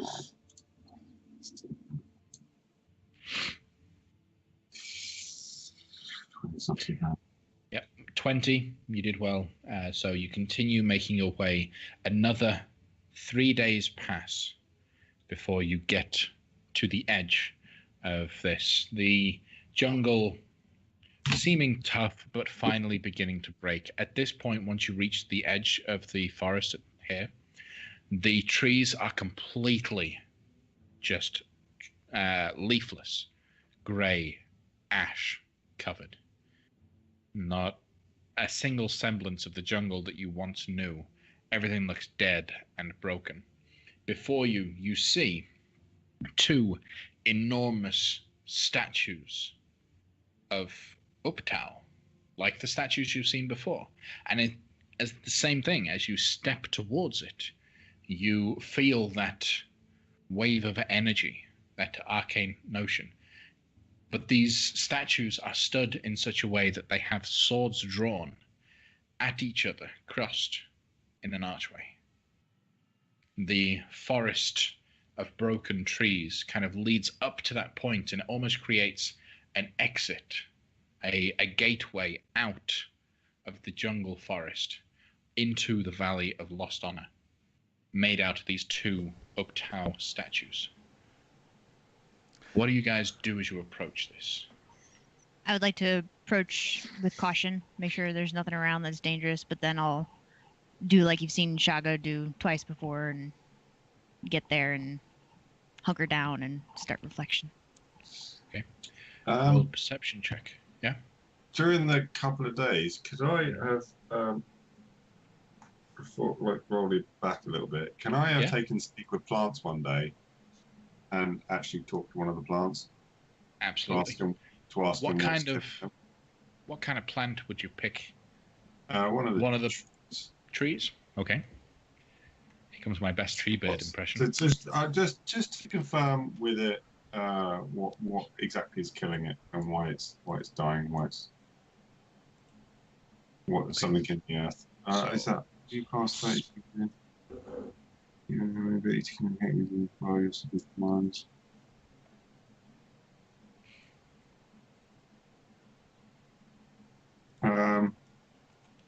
Yeah, so I'd like to talk to about it, like what's killing it and what's up ahead in the area. Okay. You can question plants about events in the spell's area within the past day. Okay. Well, is there anything passed through or anything we need to know about us? That kind of thing. Maybe I'll... Yeah. Okay.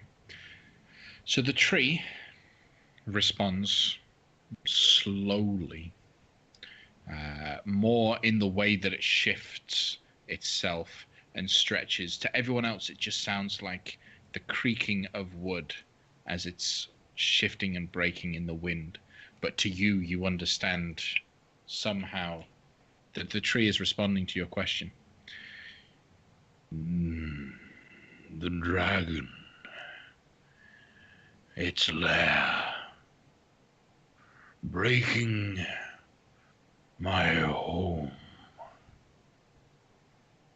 She's located nearby or underneath me. This is the dragon's lair. This land. Mhm. Ow, Oh, this is great.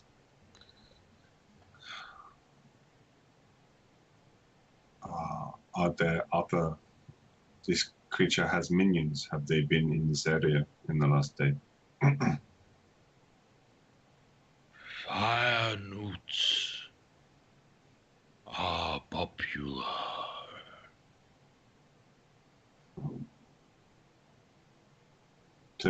He says the dragon is killing it. We are in his area, his domain.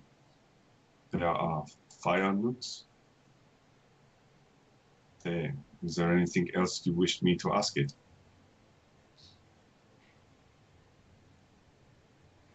Have they seen You any know fire how- newts lately? Have you seen any fire newts lately? Yes. Fire newts patrol the gate. Oh, What gate? The one you're about to arrive to in a couple minutes.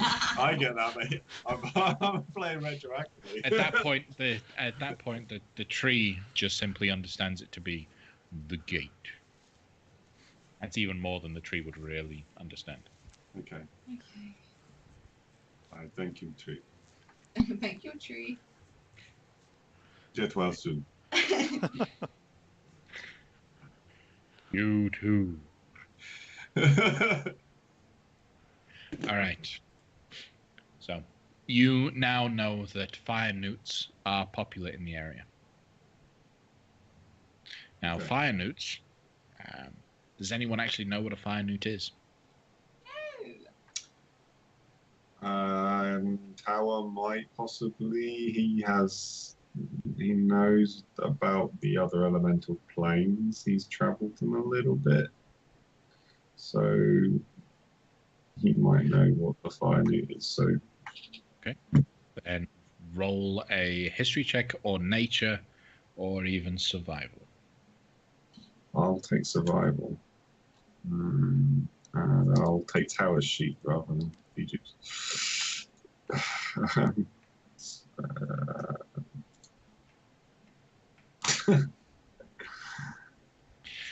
Well, it's not bad. Best you can guess, it's a you know what a newt is? It's a type of lizard-like creature. Fire newt. Probably a lizard made of fire. But not a They can't- salamander. This can't be very big. I don't know why they would patrol with this. All right.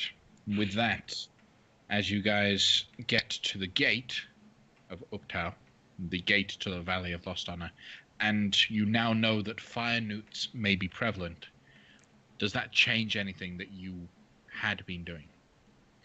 Well, if we recognize this as a gate, I imagine we'd be stealthing. Yeah. This is an arch. It looks like a gateway. Yep, looks like a gate. Okay. Stealth it then. Maybe. Well, if we're stealthing in, then Tower will cast Pass Without Trace and see if we can sneak past. Goodness, Averine, so sneaky.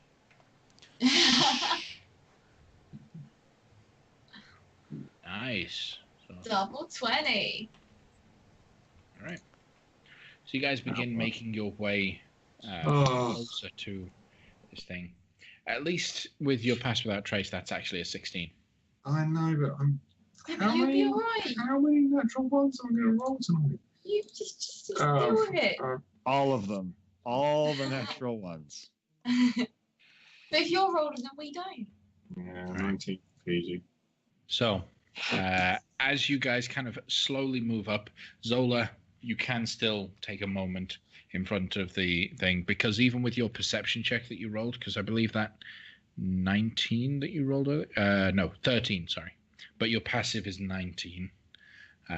With the 19, there's nothing approaching you for now. So you feel safe enough to be able to do your prayers to Uptau. I'll go do it in a bush, either way. Okay, fair enough. Then, in which case, we will take a quick break.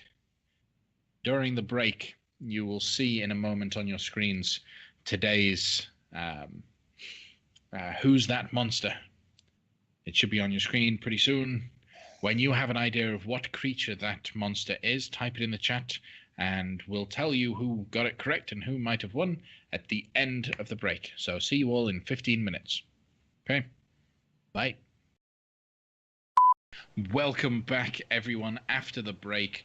Thanks for sticking with us. So, our Who's That Monster for this week is, drumroll, and all that. It was the Garalan zombie. So, the Garalan zombies were creatures that the party faced last session when they were trying to defend and meet these new individuals, the Flaming Fist folk. As always, pay attention to the creatures the party face each session, as they may become the featured creature for the following one. All right, we jump into our gate situation and scenario right now. You guys are stood outside two large statues of Uptau. The area feels like the other statues of Uptau do feel anyway, so a little bit arcane. There's a slight shift. You don't quite feel the heat. You know the heat is still there, but something seems to push it out of your frame of reference in your mind for but a moment as you are in this zone around these statues. What do you want to do? Should we approach the statues from? Is there any cover that we can take? Everything is pretty much broken trees and dead trees at this point, so there's not really cover. So is it two statues on either side of a gorge?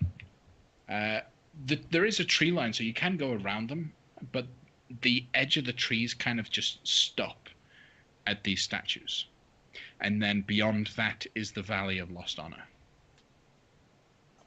So you can easily walk around them.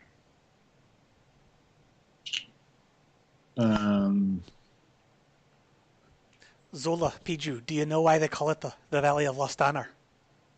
Probably because the dwarves are an honorable folk and they lost their land to the kobolds and the dragon. Seems reasonable. From here, is there anything we can make out about the statues?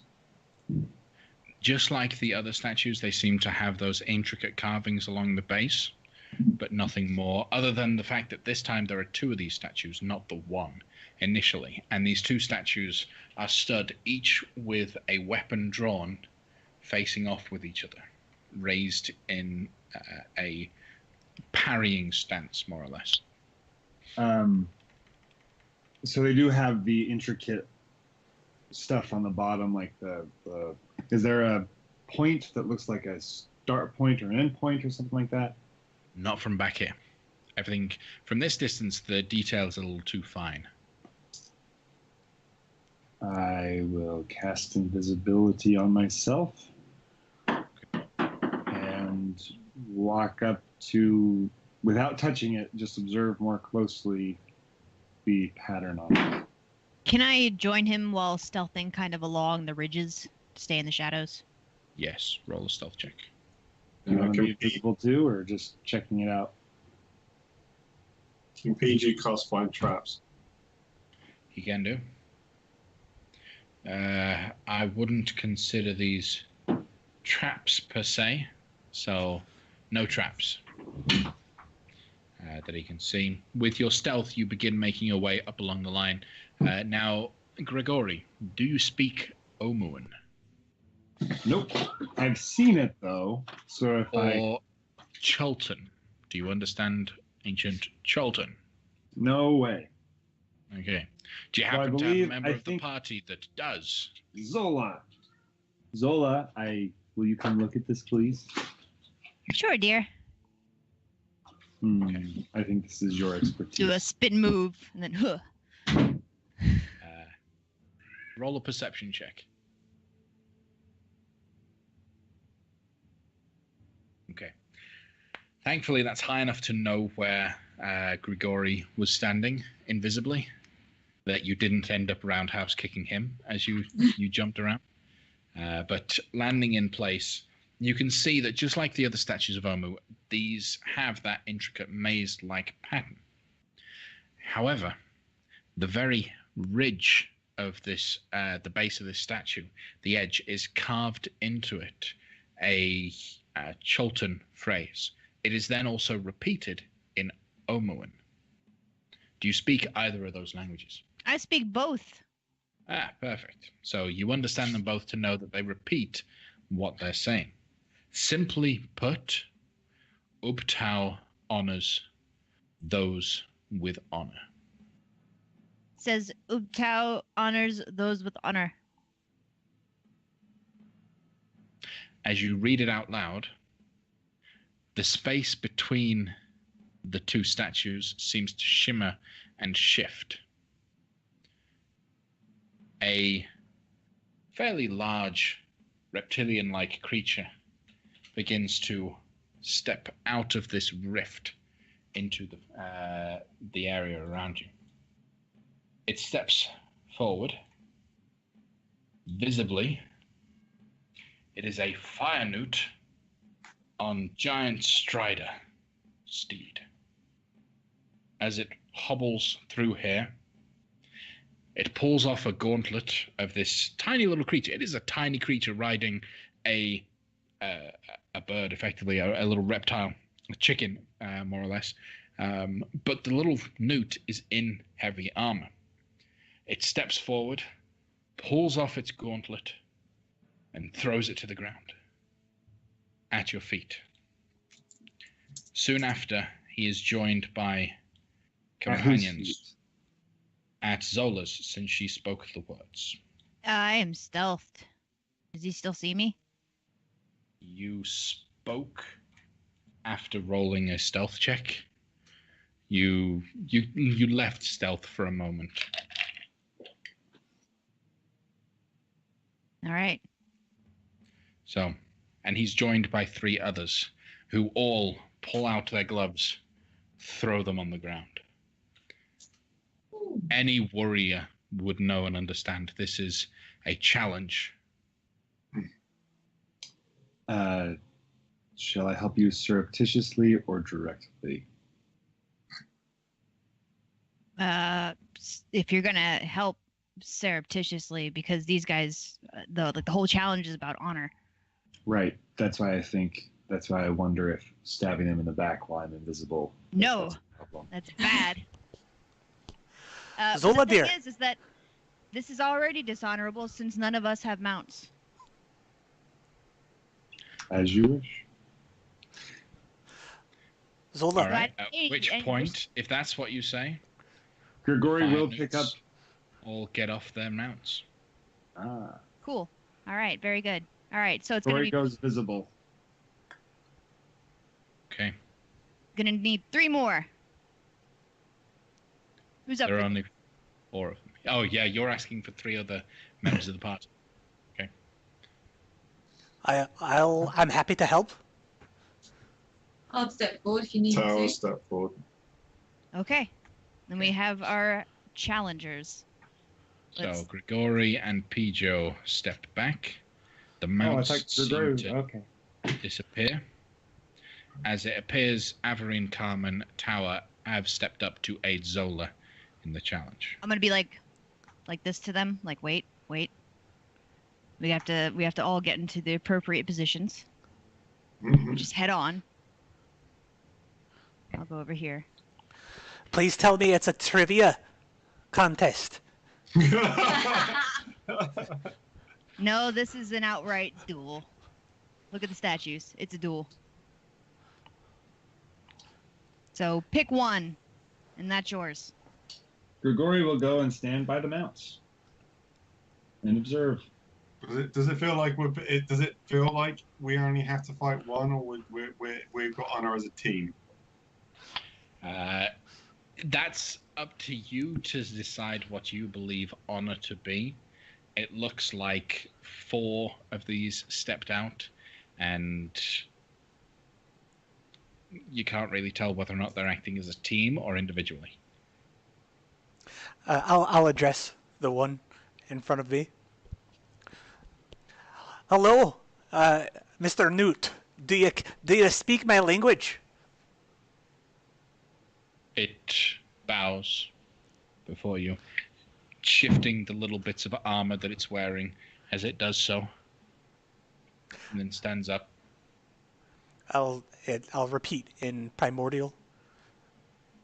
Do you speak this language? It responds in Ignan, so it understands primordial but can't speak it. It responds in Ignan. To the victor goes the honor of Ubtao. Are there rules of engagement? And I hold out my wand. Is this an appropriate weapon to challenge? You fight with what you know. Just do so. I mean, with honor to me. That's the only thing that he can really prescribe to it. Trying to think. Rules of engagement do tend to include do not kick a wounded creature while it's down. Don't kill needlessly. Once you have bested a creature, you have bested it, and that is enough. Honor kind of requires everything to be on an even standing. So double teaming one individual might be considered dishonorable. That sort of thing. What about an area attack? Area attacks should be fine. Do you need rest before this? Yes, you guys have slept plenty of times. I've got a few spells and they're all kind of area attack. Right. So, the 4 of them will step together and group up somewhat, indicating they intend to work as a team. So, team versus team is acceptable and honorable in their eyes. Okay. So, are you going to fight as a unit or individuals? Team. We're a team. Okay. Grigori Then- sits back thinking of fireballs and how tightly grouped they are. Someone knows what he's thinking. He's like, "Don't you dare!" Fireballs against fire creatures. I'm trying to think if Grigori knows that the fireball would have no effect on the fire notes. No, fire. He gets it. All right. In which case, I would like everyone... Where did Averine go?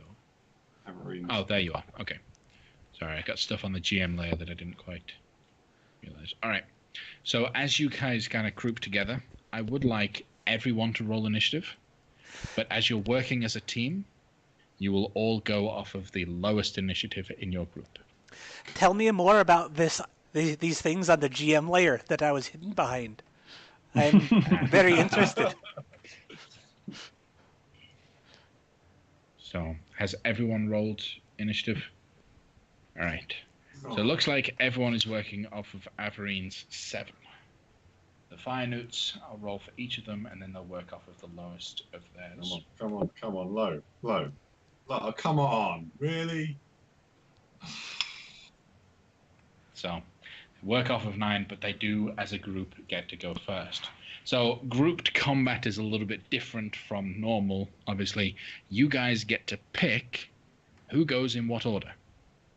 And you can do it in whatever order you want, just on your initiative. You guys get to over the course of the entire thing, move and to take your actions and whatnot. Because we're doing it as a group thing at the same time, 2 of you can move, then another person takes an action, and then another person moves an action, so you guys can work together as a team against these fire newts. Cool. All right, so a little bit of change to the way that combat is usually done within our little group. So, with that, as they bow to you all, you bow back, and they head off. The little fire newts, quick little fellas, are going to run 30 foot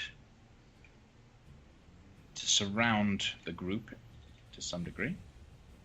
2 of them step forward. The orange one will actually spit fire out at Carmen.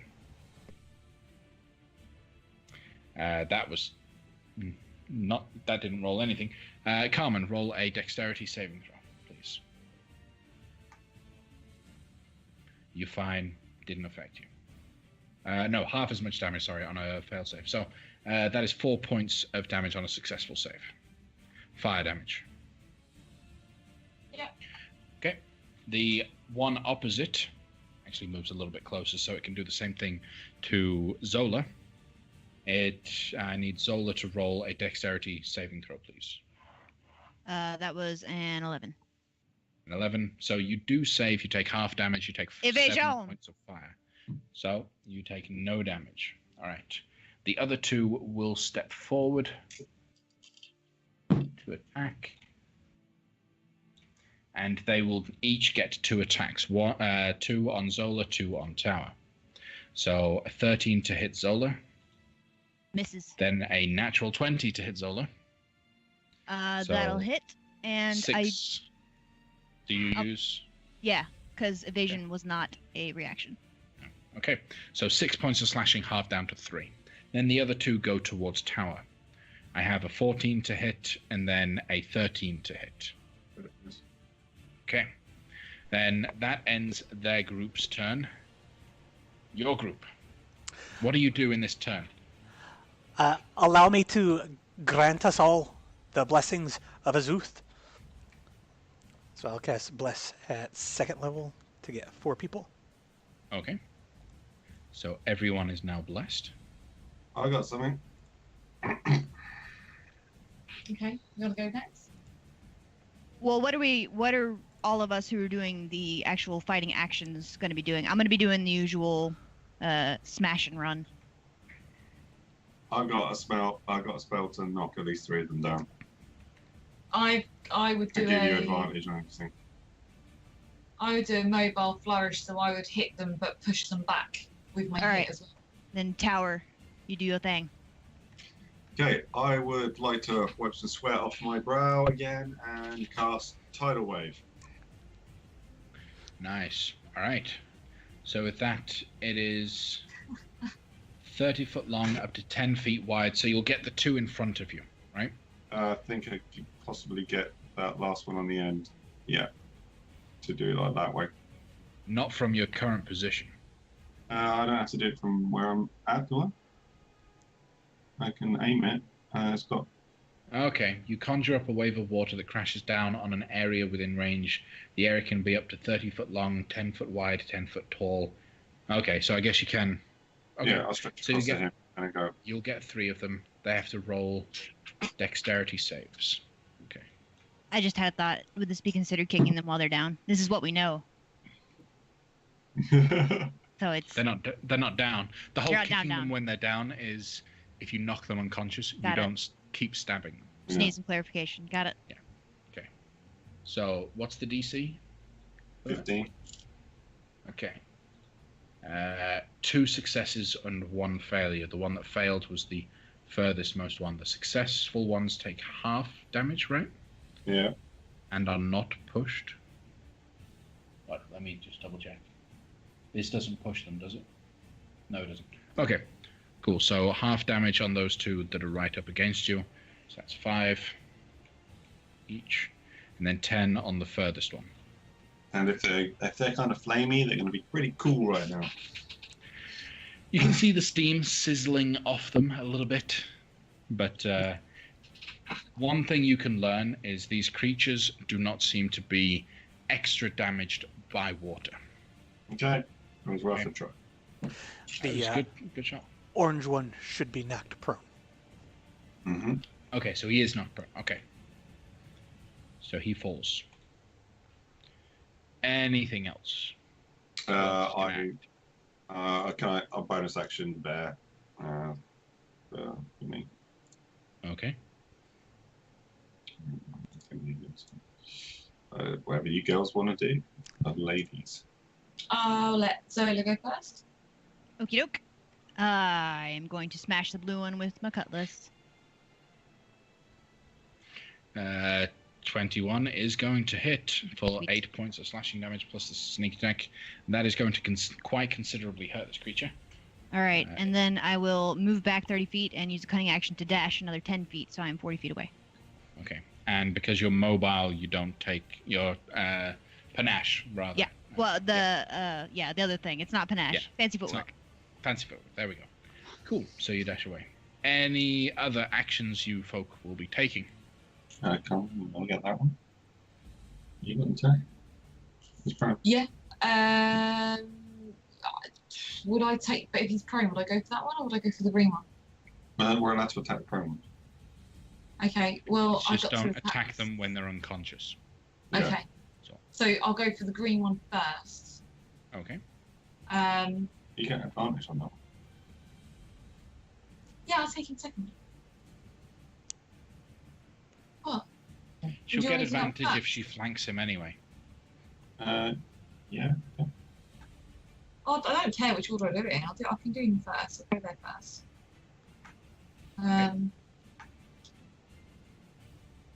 I use a luck. Using luck, roll Yeah. a d20. Good old luck. So Oh, yeah. that's either a 14 or a 12. 14. All right, that will miss. No, bless. You got Bless. bless. Roll a d4.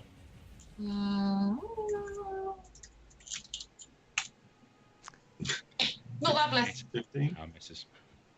15? No. 15 misses. Okay. Right. Anything else from you? I'll take a second go. Okay. No. There we go. And then I'll also do my mobile flourish, Okay. which allows Anything me to push him back 5 feet plus the rolled number, so I can, 10 feet. 10 feet. That's big. Just like back up. Okay. So you push him back.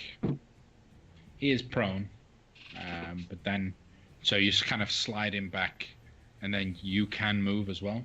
Yeah, I'll move back towards the group over here. All right. Anything else from your side of things? That's all last time. Okay. All right. Then with the Fire Newt's turn, the blue one will step around to this position, and it will spit fire at a creature within 10 feet of it. It will spit fire at Averine. So, dexterity saving throw, please, Averine.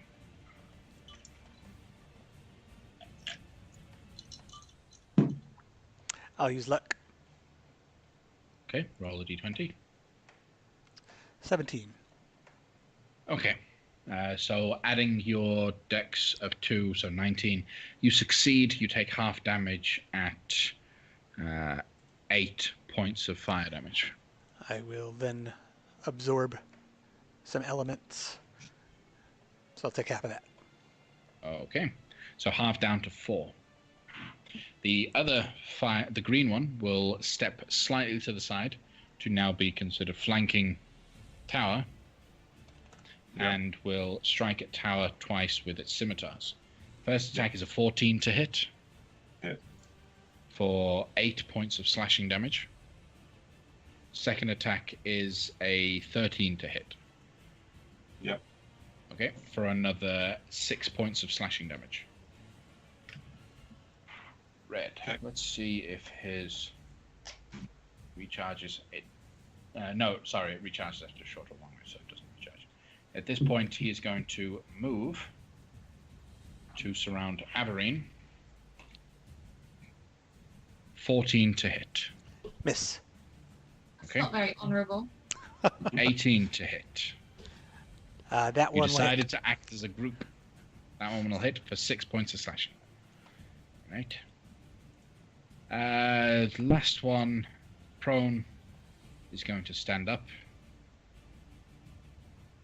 Step beside his ally. And will actually use the... Well, will help against tower. So, what are you guys going to do? I'll be heading in for the red.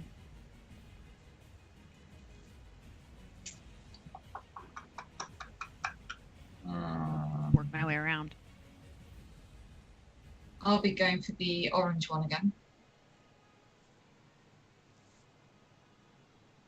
I haven't got many options, so you guys do what you want to do. I'll attack last. You guys can up and down. Okay. And so, because all my stuff is ranged, I need to dip out. So I'm gonna Misty Step out, and then Well, go ahead. if I clear the... Well, I don't know if I can clear the red in one shot. I could clear the blue in one shot. Well, yeah, Potentially. actually, I will let you guys go first. If you want to take care of the creatures around me, then that will save me a Yeah, spell. we can take one each. So if Okay, I'll go for blue whichever instead. one Zola goes for, I'll go for the other. Okay, then I'll still go for red.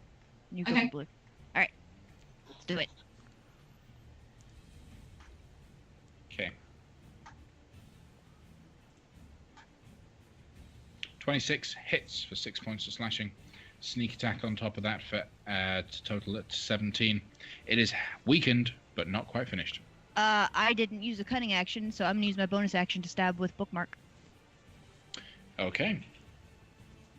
Ooh, You have advantage, so it's a crit. I got a 1 for that extra damage die. But oh well. The 8 does seriously weaken the newt, though. Anything else? I will stay here. All right. What else is happening? Thomas can have a go. All right. 24 to hit. That'll hit. And with that, how do you defeat the fire newt? I can't kill him. I can't take his head off or anything. So just put him on the ground and just like hold a sword over him. Just be like back away. At which point, the And thing then stop. drops its weapon, kneels on the ground, and hangs its head. Cool. Anything else that you guys will be doing? I will then. Well, I've got my second attack, You do? so I'll then try and attempt. The red one's still up next to Zola, correct? It is, yep. So I'll try, 'cause as it's closest and it frees Averine up, I'll try and do the same again there.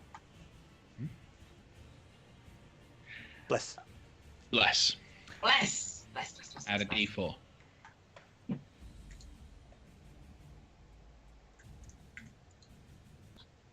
Actually, no bless. I didn't maintain concentration. All right. Never mind then. So Sorry. 13 unfortunately misses. Anything...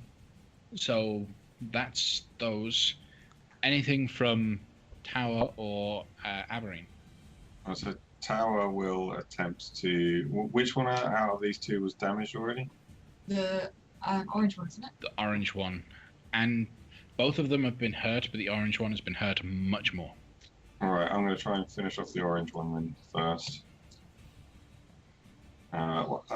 Actually, first thing I'm going to do is I'm going to spend a second level spell slot to heal myself. Okay. Yep. You know, that's one of the least used features of a Circle of the Moon Druid that I ever see. Yeah, I know. And it's useful. It is. So, it wasn't so trying to save their spell slots. I'm like, oh, okay, I'm gonna. Actually, it works in conjunction with Rage as well because it's not technically a spell. So, Yep. Anyway, but anyway, there we go. Where is my bag on? There we go. All right, so I'll make first attack by attack. So is that a bonus action to do that, or is it an action to use? Bonus action. Bonus action. Okay. Fair enough. All right. So you strike out. Do you want to roll it? No, you're not blessed. So 13 is going to miss. Okay. That'll hit. There you go. That hits. Which one were you attacking again? The green orange. or the orange one? The one that was the most hurt, which I believe is the orange one. Yeah. Yep. Go ahead and roll the damage. Yeah. Ooh. Yeah. How do you finish it off? I am just going to like pick it up, like grab. I'm going to reach around and grab the claws in the back, pick it up, and just leave it there. Not inflicting killer damage, but enough to put him down and keep him down. Okay. As you let go of it, just like the first, it stops, nods, then kneels on the ground, and bows its head. Okay. And then I'll just roar at the next one, and that'll be my turn. Averine. So I will take a step away and provoke the attack of opportunity. It will not take it.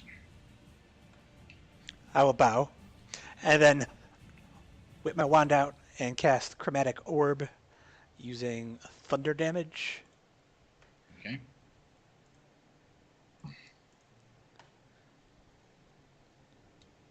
Do you need to roll to hit? Oh, range attack spell, yes. I didn't make it a attack, so let me...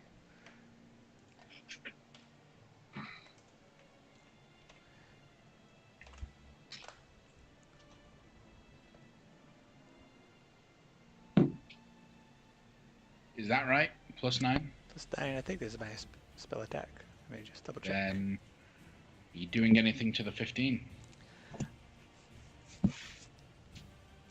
I will use luck and reroll. Okay. So nat 20. Cool. That's going to hit. Would you like to roll an additional 3d8? Why not?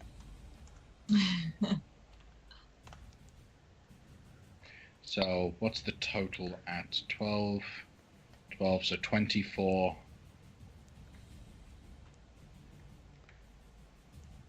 Okay. This fire newt,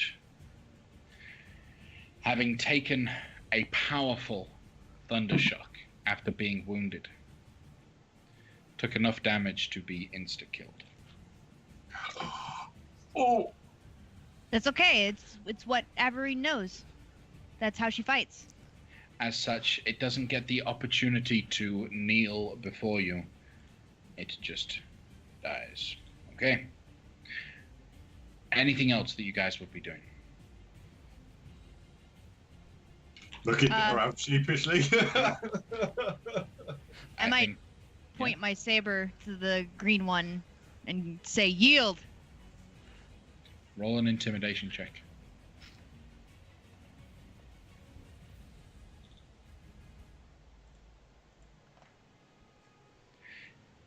He drops his blade and drops to one knee, bows at you. Then those that remain stand up, turn to you, and in Ignan to Averine, because Averine had proven that she can speak Primordial. May we take our wounded. They want to know if they can take their wounded. I'm going to say it's okay. Please do take your wounded. And I apologize for the lethality of my spell. First time I used it.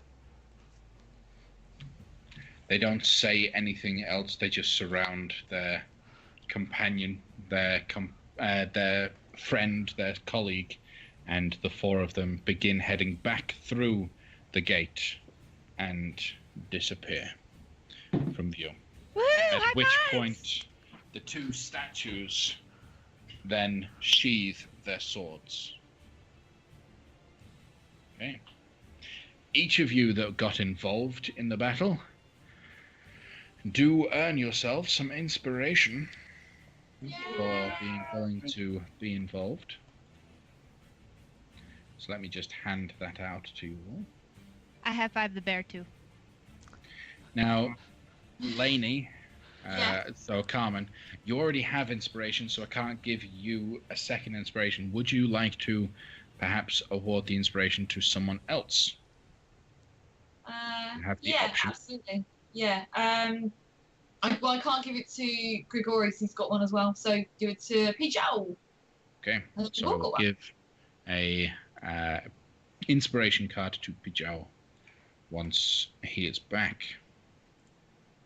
All right, and with that, the gates leading into the Valley of Lost Honor open themselves, permitting you access and honorable path into the valley. What do you guys want to do? Is there anything you would do? Strut. I'll walk up Yeah. to Grigori. I'm sorry you didn't get to be a part of that. Still a bit. Yeah, I'm saying that. I had no need. They were not in my skill set, you would say. Certainly, it was beneficial to me to observe the others without being preoccupied for my own well-being. Well, just so you know, this doesn't make you any less a part of the team or anything like that. But, you know, they're made out of fire. Oh, well, we'll see if the others feel that way. As to your team, Mackenzie, that's never a question. I give him kisses for that. That was so sweet. All right. So you all continue along your path, now headed. I'll ride you into bed for a bit. That's fine. That makes you I'm happy. gonna stay bad for a couple of hours. Okay. And you guys will make your way past into the valley. Stepping into the valley, you do feel just that feeling of being near Uptau's statue seems to just continue for a little bit longer than it would normally. So you almost feel like you have his aid and protection until the point where you get into the valley proper. You now have an open space, no cover whatsoever. You can see off to the west a huge plume of smoke just pouring out of the enormous mountain. The active volcano that is up in the Kobold Mountain is constantly layering this entire place with those little dusts of ash. You can just about see through the gap in the mountains as the land continues to slope down, reaching towards Shilku Bay off in the distance. But then your goal is at the base of the mountains directly to the east of you. As you guys begin making your way through the Valley of Lost Honor, you've gained the benefits of a full long rest, so make sure that everyone is all refreshed and good and fine. As soon as you step into the valley, though, the ground, which is covered in a thick layer of ash, seems to crack underneath the weight of your feet. You hear repeated sounds of crack, crack, crack, crack, crack. Like the entire floor is just able to be shattered. We've got to be above the mines. We don't want to fall down there. The dragon's down there. We want to stay to as close to the tree line as we can, to the north side of all of this. Well, I'm roll gonna a cast fire perception check.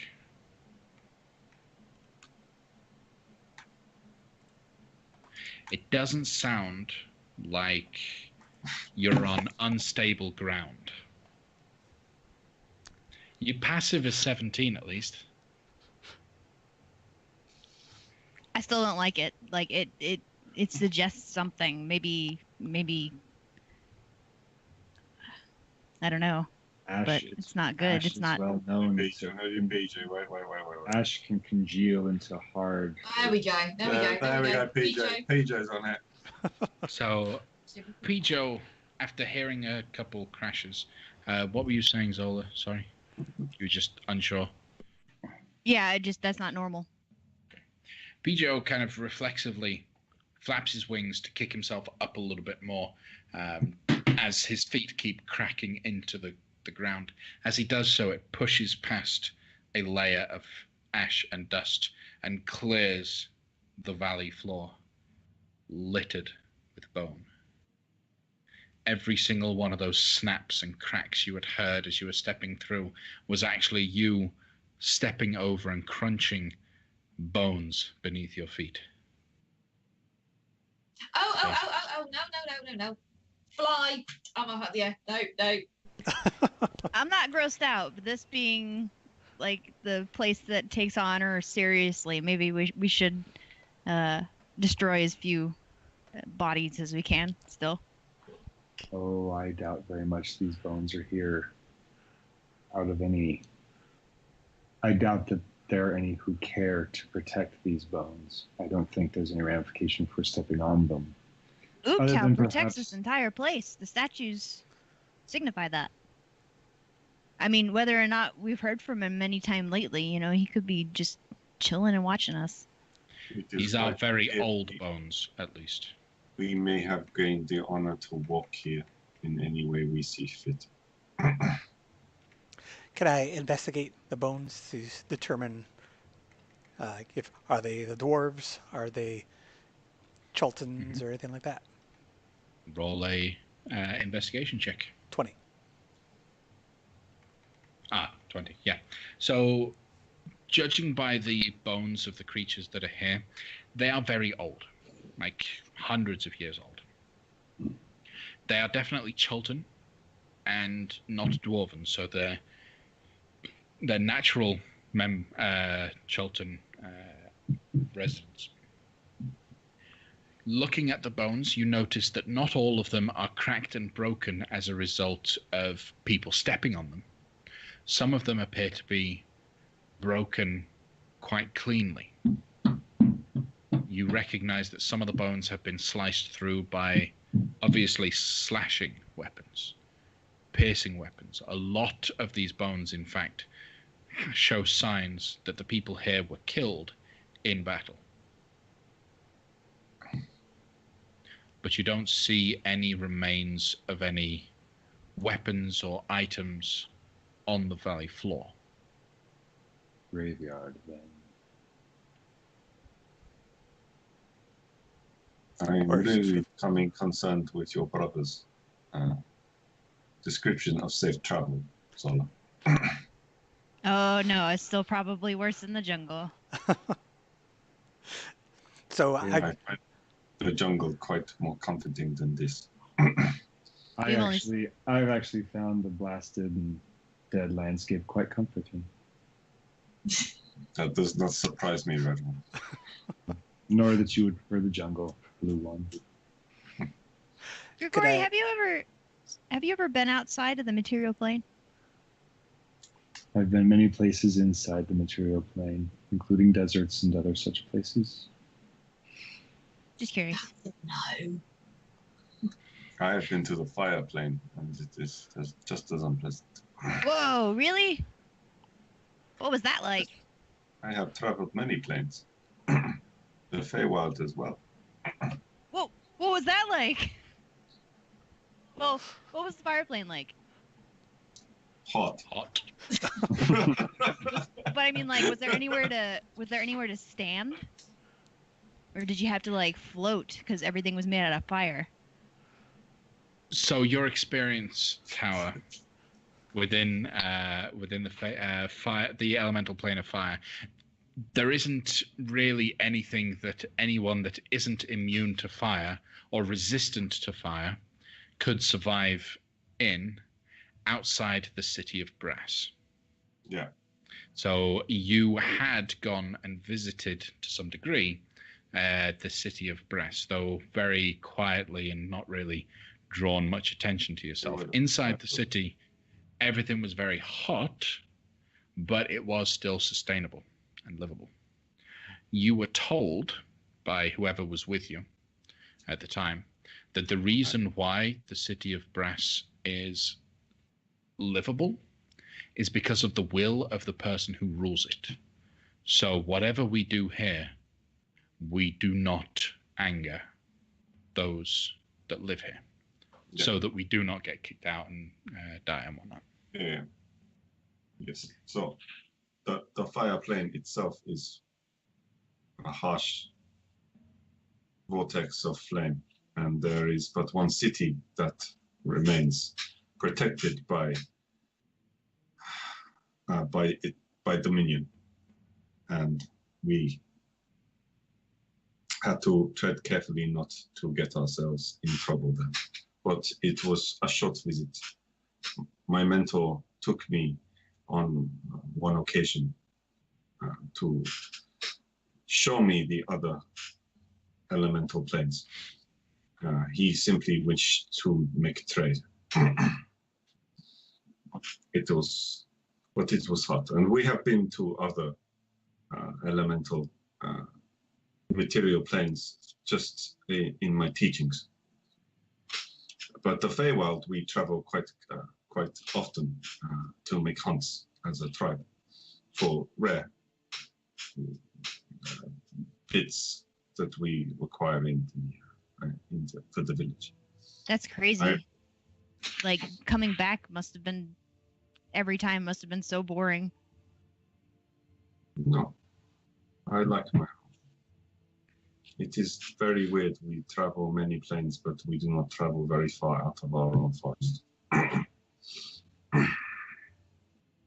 Neat.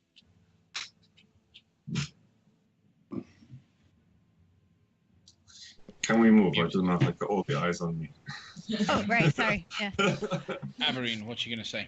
Can I deduce whether or not this is a mass graveyard or the site of some slaughter of innocents?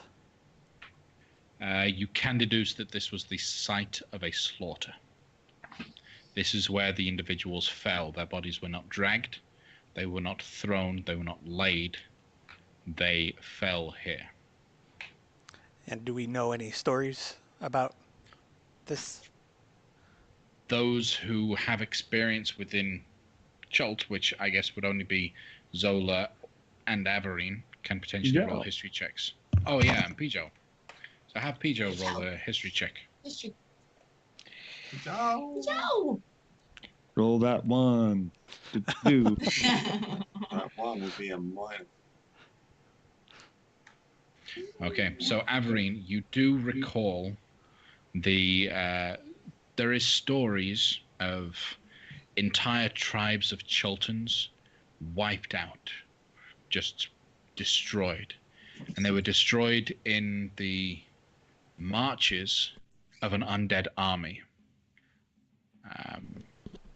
The stories you've heard don't quite tell too much detail about the undead army or who was leading them, only that a horrifying snake-like monstrosity led the army of the undead, and it destroyed, in this case, the Ishao Chultans, who were originally natives, had settled Shilku Bay area. Artis had told us the story of Mesro, and that it was also sieged by an undead army. And I think he said it was led by Raz Nisi. Yep. So would I just associate You would be two? able to associate it, yeah. Reasonable cause to assume that it was the same person. Raz Nisi slaughtered many people a long time ago. I will share this story, and I will go into no embellishments. What a bastard. Hey, you might be interested to know that he's likely to be a Yuan Ti. They call him a snake-like fella. Well, surely after so many years, he's unlikely to still be alive. Unless we have reason to believe the UNT live like elves or longer. Or like Artis, as a magical artifact. Oh, but those are few and far between. I doubt there'd be more than one on the entire island of Chult that could keep someone alive that long. Oh, what if he's a lich UNT? Oh, snap. Nah. You hear that sound in the background? It's the DM getting ideas. Oh, we've met 2 liches. I'm sure if there were such power, that might have come up or been a part of the Are conversation. you sure you've met 2 liches? Well, we've met 3. We're sure about 2. Okay. I've saw. yeah, we've personally run into at least 2. Fair enough. All right. Then, as you guys cross this, again, I ask, is there any change or anything that you guys would be doing a little bit differently in your behavior as you cross over this terrain? There's no cover. As such, there's no cover from the ash that's constantly falling, the sun and the heat that is bearing down. It's still really hot, and it's even more hot now that you're closer to the volcanoes. But there's no humidity, so it's a dry heat. Well, let me ask, with my resistance to fire damage, I know exhaustion from heat and whatnot can be different, but am I particularly affected by the heat or the sun, or am I relatively comfortable given my hellish bloodline? With your hellish bloodline, you're fine. You're not affected. Not doing anything different. We got a short rest. Does that mean I get to change my spells? You've had a couple days to sleep already, so yes. Right. So we've walked into this and we've seen it from afar, and we know that we'll walk into a hellish area. So we might have taken create, because I get the idea that are we running low on water here? There's no water sources. As you begin to step in, your water is going to dry up very quickly. So Right, which you drink yourselves and is taken up by the heat, you're going to lose your water within a day or 2. All right, I'm going to take create water as one of my spells, and I would have done that with the thingy. So, additionally, to keep everybody cool, it's going to be shape water and freezing and being that walking AC again. Let's talk crap about the Ring of Winter. That ring. The Ring of Winter. The ring does not seem to respond. Probably because he can't even do anything in this heat. No, he doesn't want to. Completely powerless. The bag goes a little cold, but then warms up very quickly. What a weak instrument. Right. Yeah, so I've got water. I take it we can't forage either. Is that going to be? No, it's pretty much dead lands all around. We've got enough. Have we got enough food? We picked up supplies from Thingy. I have some rations. I haven't really been keeping track of rations, but it seems poignant that this is going to be a ration-based thing. So I don't know what we've got. I've got about 15 given days the fact that we picked up plenty of supplies from the ship, unless all the rations had spoiled, I presumed we would have upped to a normal amount of rations, right? You've got enough food to make it, unless something happens during a night, heaven forbid, you have enough food to make it through the Valley of Lost Honor without any issue. Water, you rely on by the time you finish the second day, you are only relying on create food and water. Have we drunk wine? Yeah, so I've got great water. You're going to drink wine instead of water? That isn't that. No.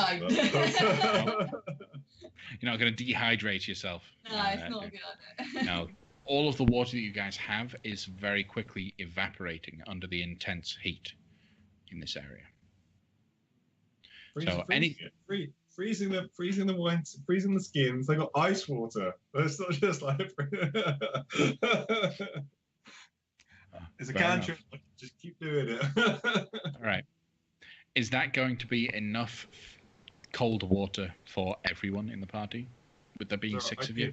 I can create or destroy water as a spell, so I need to dig. As long as we've got some dirt somewhere to do this, in theory, I can create water for us to fill our skins up with, and then move on. Okay. When you create water, how does that spell read? I'll bring it up so everybody can read it.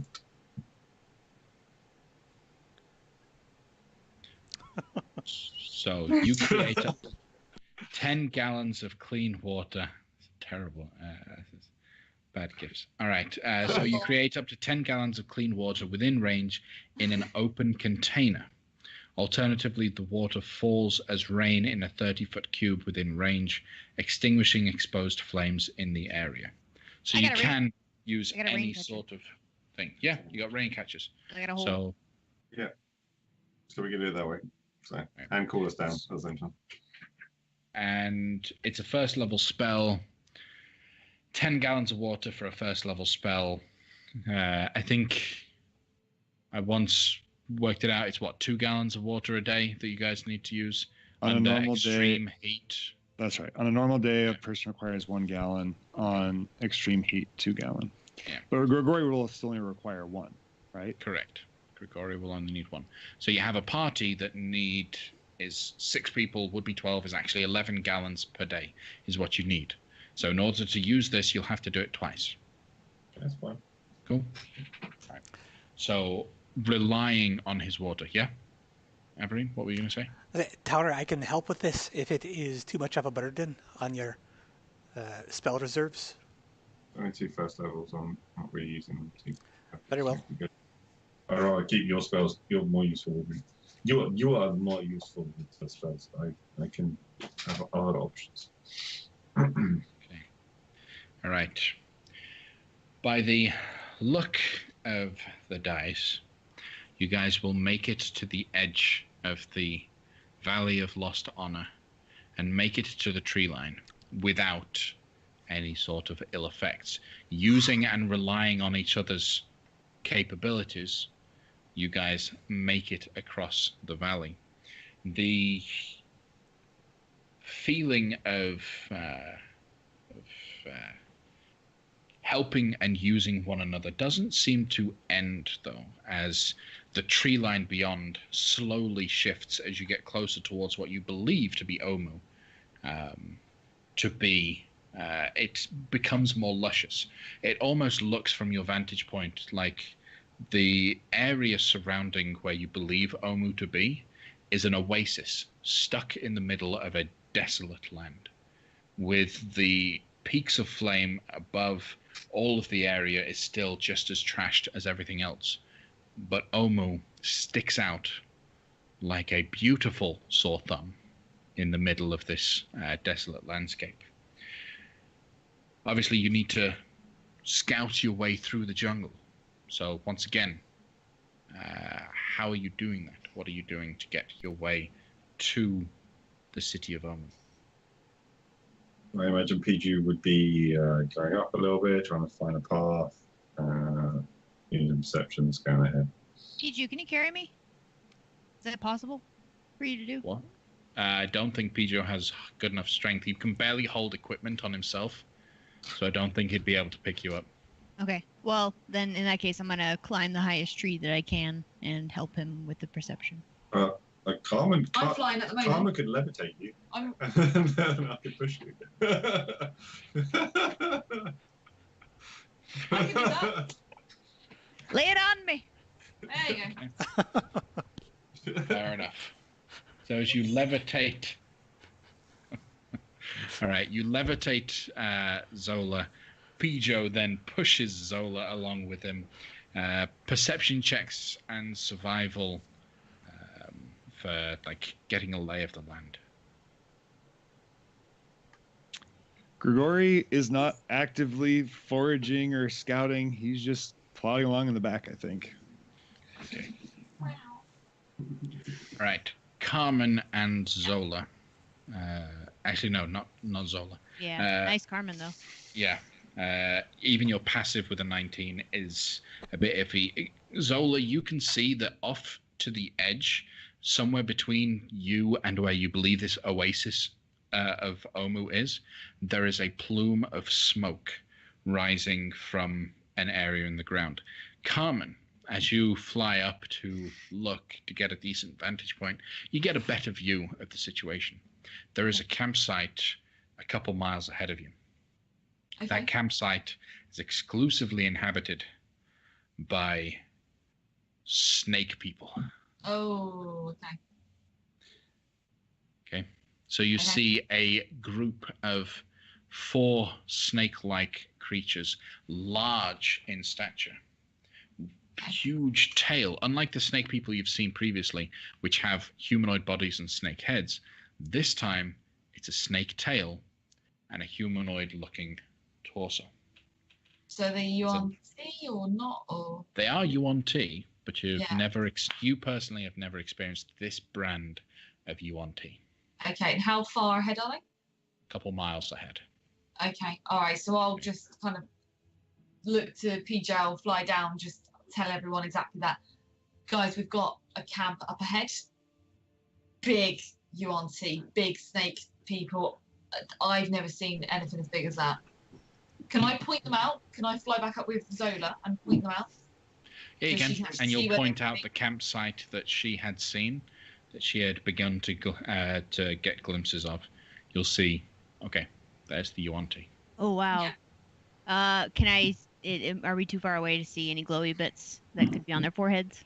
Way too far away to be able to notice that. However, you being a UNT yourself, roll some form of skill check. I think I'm thinking history, but also it's part of your innate sense of self. Can I do a wisdom history check? Okay, are you proficient in history? No, I'm not. No, okay. I So got a wisdom 0 on check. that. Just straight up wisdom check. Okay. Yeah, no. You know that these creatures are UNT, but even you have never experienced this brand of creature. This, you could almost say, is an abomination of UNT. Hey, Carmen, do you still have the book? Book? Volo's book. Oh, I thought I gave it back to Avery. Oh, let's go. Let's go down to Avery. Let's go check Avery. I'm pretty sure I gave it back to her, but okay. Hey, Avery. Or, hey, Avery. Avery! What? Are we whispering now? Why are we whispering? What we're doing? I don't know. They could have very good hearing. Just in case! Couple mile hearing. Something else could be around. We don't know. They will have really good hearing. What's the UNT that have the snake bottom halves? That's just the UNT. It could be. There are lots of different flavors. Are they bigger? They're big. Oh, if they're bigger. Oh, in that case, I could tell you that they're 100% UNT abominations. Well, actually, of course I wouldn't say that. If you're using Volo's guide, you'll notice that the UNT abominations like this are not in Volo's Guide to Monsters. His Guide to Monsters suggests a creature that you believe to be what she describes is a UNT snake-like body, but a humanoid figure up top. You believe it to be the Nightmare Speaker. That's what the book talks about. This mind-messing UNT. However, it doesn't match the description that Zola and Carmen have witnessed. So just as Carl, I'm pretty sure abominations are in the book, not necessarily in the creature bestiary part, but in the chapter on UNT. The chapter on the UNT, yes. I was looking at the monster manual guide. Let me double check. Chapter. No, you're probably right. Because there's a whole chapter at the early on that is just purely UNT, isn't there? Yeah. Then, yes, UNT abominations are included. So yes, you do know these to be abominations. Those are clearly abominations of the UNT variety. You did not need to say this twice. It is fun. We got it the first time. So what do you guys want to do? You know that they're there. You might be able to avoid them. Yeah. Or you can go through them, talk to them. They are UNT. Whether or not they're good or bad UNT, who knows? What do you guys want to do? I'll add that abominations. If you consider the UNT society as a pyramid, and the top being the most powerful, and the bottom being purebloods or the ones that are malformed, the abominations are at the top. These are the most powerful of the UNT. Can they bleed? Aye, they are mortal. Well, Unless they're undead, because Chult. Because Chult. I understood, Averine. And Okay. your intellectual rigor to clarify your answer and make it precise is noted. it is what I'm known for. Precision. Amongst other things. Nope, that's it. That's the one thing. well, we can either try to fight them head on, which concerns me, but I would do it if that's what you guys want. We could try Carmen to. and Zola, their camp is directly in our path. We could try to sneak around them. Or I have a third, somewhat risky option. I don't know how well it will actually go over, but Averine told me that they're fans of slaves. So if Who we isn't really? I'm just going to look at Grigori, really judgmental. Are these creatures, do they have sight that is beyond normal? Would they see through illusion? I mean, if you're using me as a baseline, I tend to be pretty perceptive. My question is if I can change my form. I could also hit one of these. That's what I was going to suggest. If we do go with third option, I was going to ask you if you'd be able to turn into a giant snake. That way it will look like we actually have a force between us. And then we could bring the rest through with their hands bound. Be like, no big deal. A question. Can, I'm thinking, I don't know what I'm thinking right now. What spell am I looking at? Question. Ordinary mana. Sky Self. Would the Sky Self cover me as a UNT? Could, if you've seen enough UNT to be able to copy them. We've seen quite a few UNT. We've seen the snake-headed ones and stuff like that. Yep. So, yeah, potentially. So I could use the magic illusion to disguise myself like I did the first time we met. So I do not need to change into a physical snake. It may be more convincing if there is a hierarchy as you speak. Oh, yeah. I'm supposed to be at the bottom. But I do not speak their language. Maybe. When we encountered these snake-headed UNT before, were they speaking in common? They were most of the time being commanded in, because they didn't really talk much themselves, but you did encounter people talking to them a lot. They were typically being spoken to in Draconic. Ah.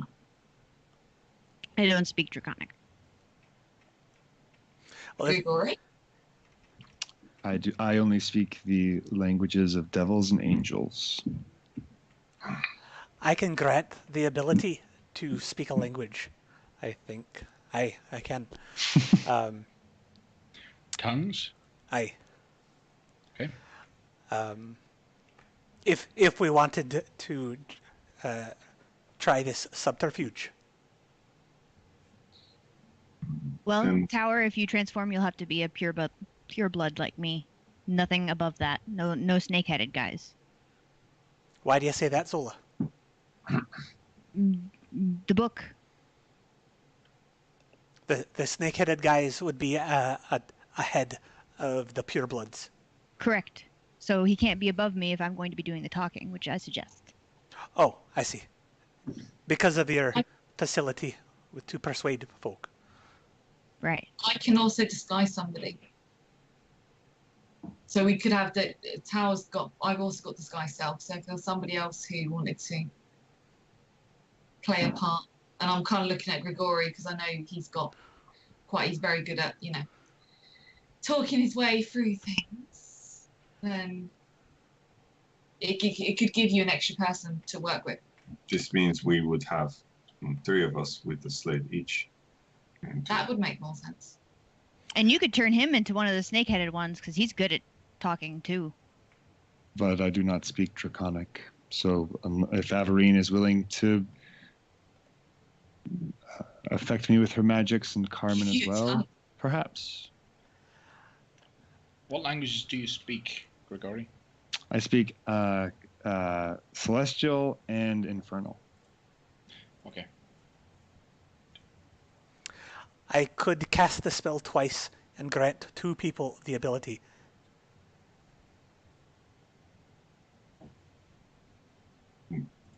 what other languages do everybody speak? Cholton, Omun, and also Abyssal. Oh my gosh. Yeah. No way. We could have been talking this whole time in secret language. No. Oh, Had our okay, own no. chat. All right. I understand Celestial also, and Common, Druidic, Elvish, and Giant. We could have had an Elvish chat too. Ah, secret language, all of you guys now. It's going to be so fun. See. It's taken us this long to figure this out. Elvish, not Spanish. To get to know one another. All right. I would propose that we simply try to sneak by, and if we are detected, Averine and Carmen could be prepared to cast their spells immediately, and then we can say we were simply traveling through and we're not trying to hide, and go from there. I can assume its shape when we get closer. It does not cost me. It That's is fine. something If we are able to avoid them altogether, all the better. Yeah. If not, we must deceive them. The plan seems sound. My spell to grant someone facility with a language lasts for an hour. So before we come across them, perhaps we can cast all our disguise and language spells and then sneak by them. And then if we're caught, our ruse will be more believable. I like it. Very well. And at what point, if things go completely bottom up, as they say, perhaps we should have some sign to let us all know that the jig is up and to just start fighting our way out. I always find one of your fireballs to be quite a big sign. Well, if things go poorly, I think it'll be apparent. Well, will it not? Well, I simply mean to say, if things look bad, but Zola or I perhaps think it can still go out, I wouldn't want someone to inadvertently reveal ourselves and get into a fight if there might be a chance we could still talk our way out. But I wouldn't be able to tell you that Then if you were feeling anxious. Then we wait for you or Zolo to make the first strike. Very well. Okay. Piju's like, maybe.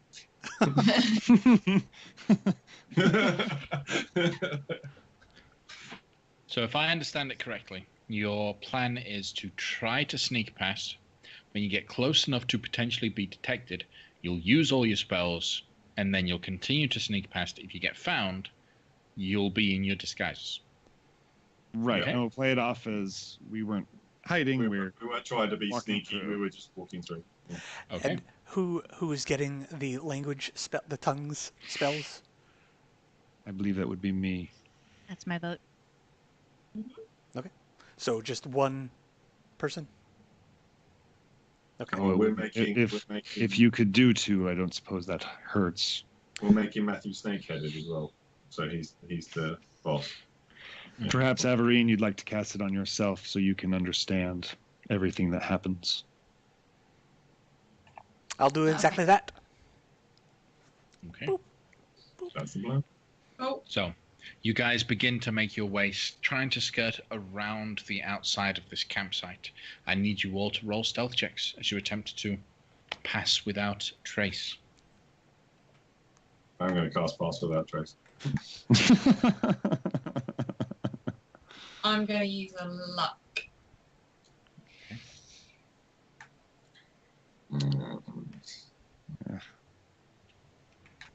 In my nice tower is. Come on, tower. Come on, tower. Fast person. Fast. This wouldn't be considered a saving throw. No? What for? But no. Favorite of the gods to just pump my Oh. stuff a little bit. No. I'm no. favorite of the gods. Come on. Come on, Peter. That's not bad either. It's a 25. Peter safe. Okay, so the lowest, if I understand it correctly, is Averine with a 22. As long as she stays within. Okay. So you guys begin making your way around.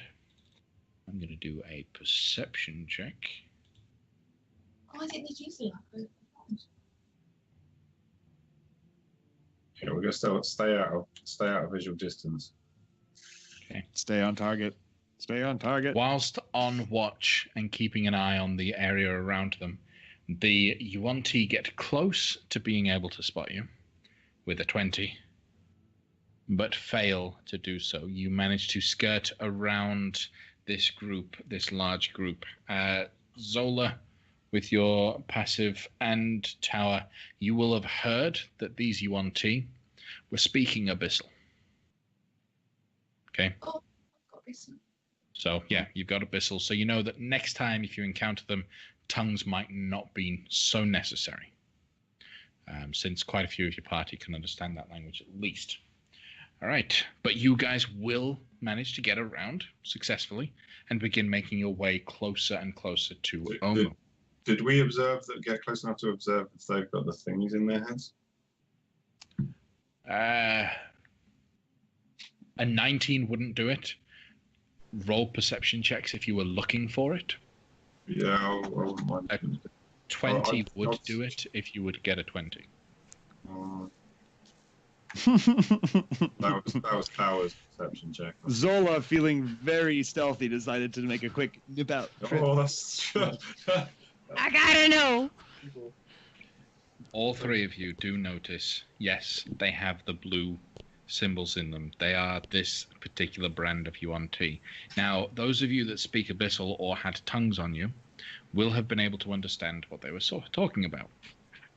They mentioned a few times that the Lich woman has finally led up her side of the bargain.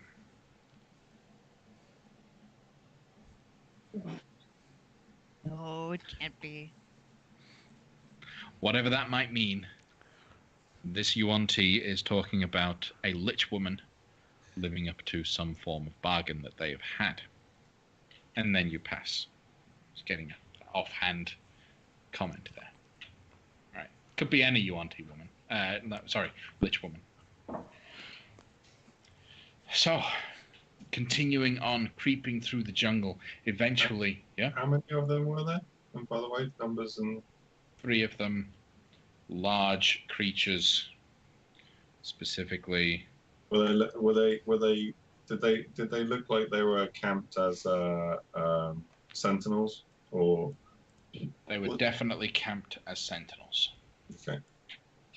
Once we get out of earshot, or we're no longer within threat range, I want to tell everybody what they said and let them know that the triangles were there.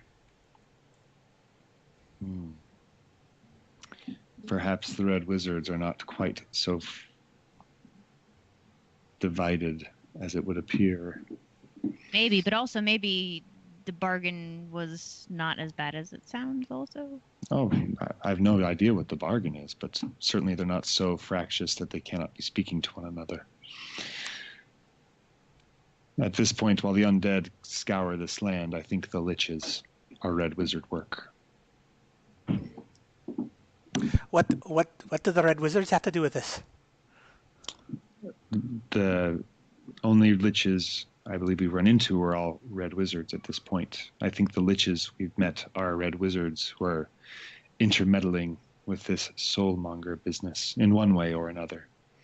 But we haven't met any lady liches at all. Well, somebody called Valindra a lich at some point, and she is a wizard. She is undead. But maybe she's not a lich. I don't know. Wait, no, we found that dagger. I saw her. She looked quite dead. Yeah. Did you And see you it? found Did you the see a dagger? Have you told any of us this? Grigori knows there was a dagger. Oh, well, Yes, Tower saw the dagger. He told everybody there was a lich dagger, and PG saw the thingy, so we know she's a lich. Piju has a dagger, and Piju's not a lich. yet. Oh, yeah, but I got it from somebody that was a Red Wizard, didn't I? Yeah. So Valindra could have done the same.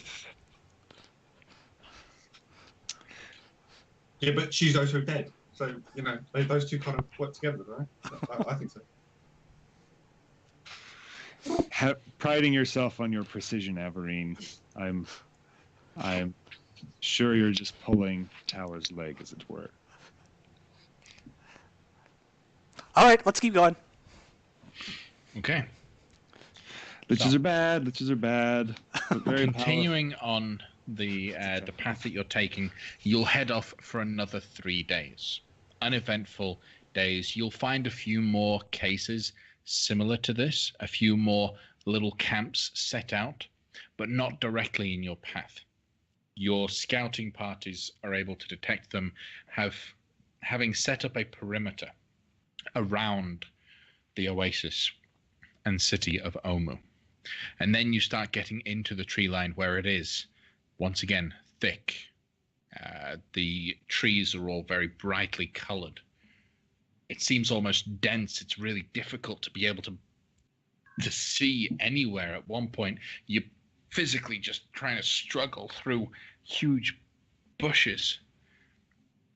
I need everyone to roll wisdom saving throws, as some force is trying to keep you out of Omu. Is this magical in nature? This is magical in nature, but it's also divine in nature. I want to do wisdom saving. Having a divine soul, I penetrate through with the force. Well, you don't know. It could be a DC 35. You never know. Sorry, that PG one was Tower. Well, let me know if I fail. Since it's a saving throw, I can use my favorite of the gods. PG's wisdom saving throw. It's actually this. So, 1 success, 2 failure, 3 failure. So the first one's Tower, second one's PG. 4 success. Okay. All right, so it seems like enough of you succeeded as a group that you're able to pull each other and get each other through this seemingly magical barrier that seems to be trying to reduce the amount of people inside the city of Omu.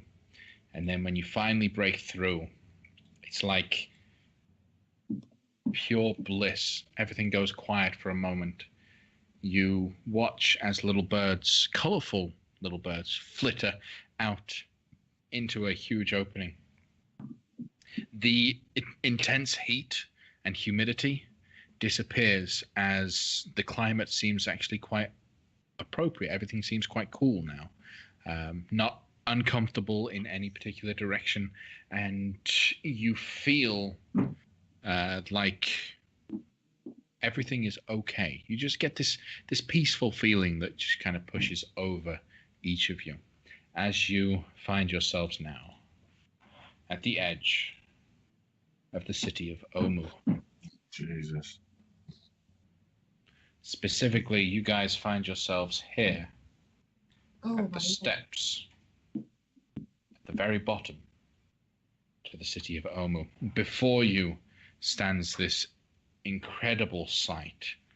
You see a waterfall over on the far side of the city that cascades down, flooding at least a third of this grand expanse.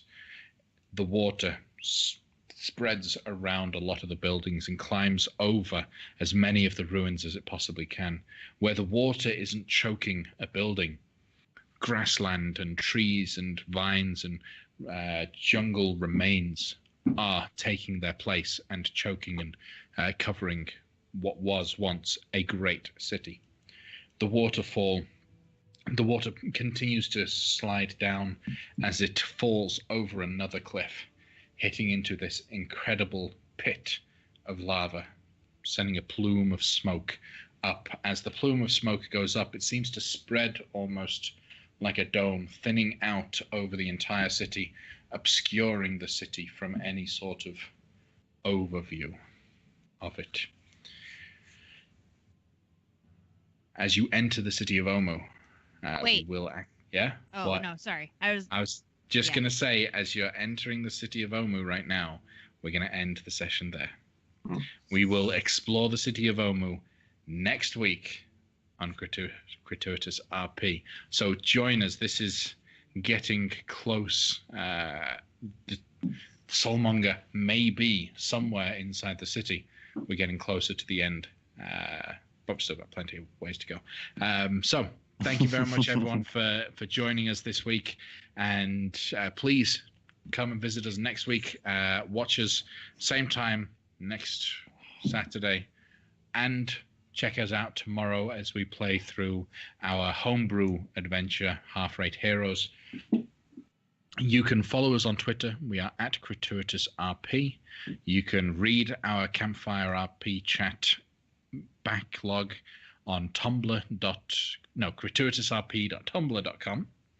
And then you can also join us for some games nights, play with us, and read the Campfire RP as it happens over on patreon.com/Tearment.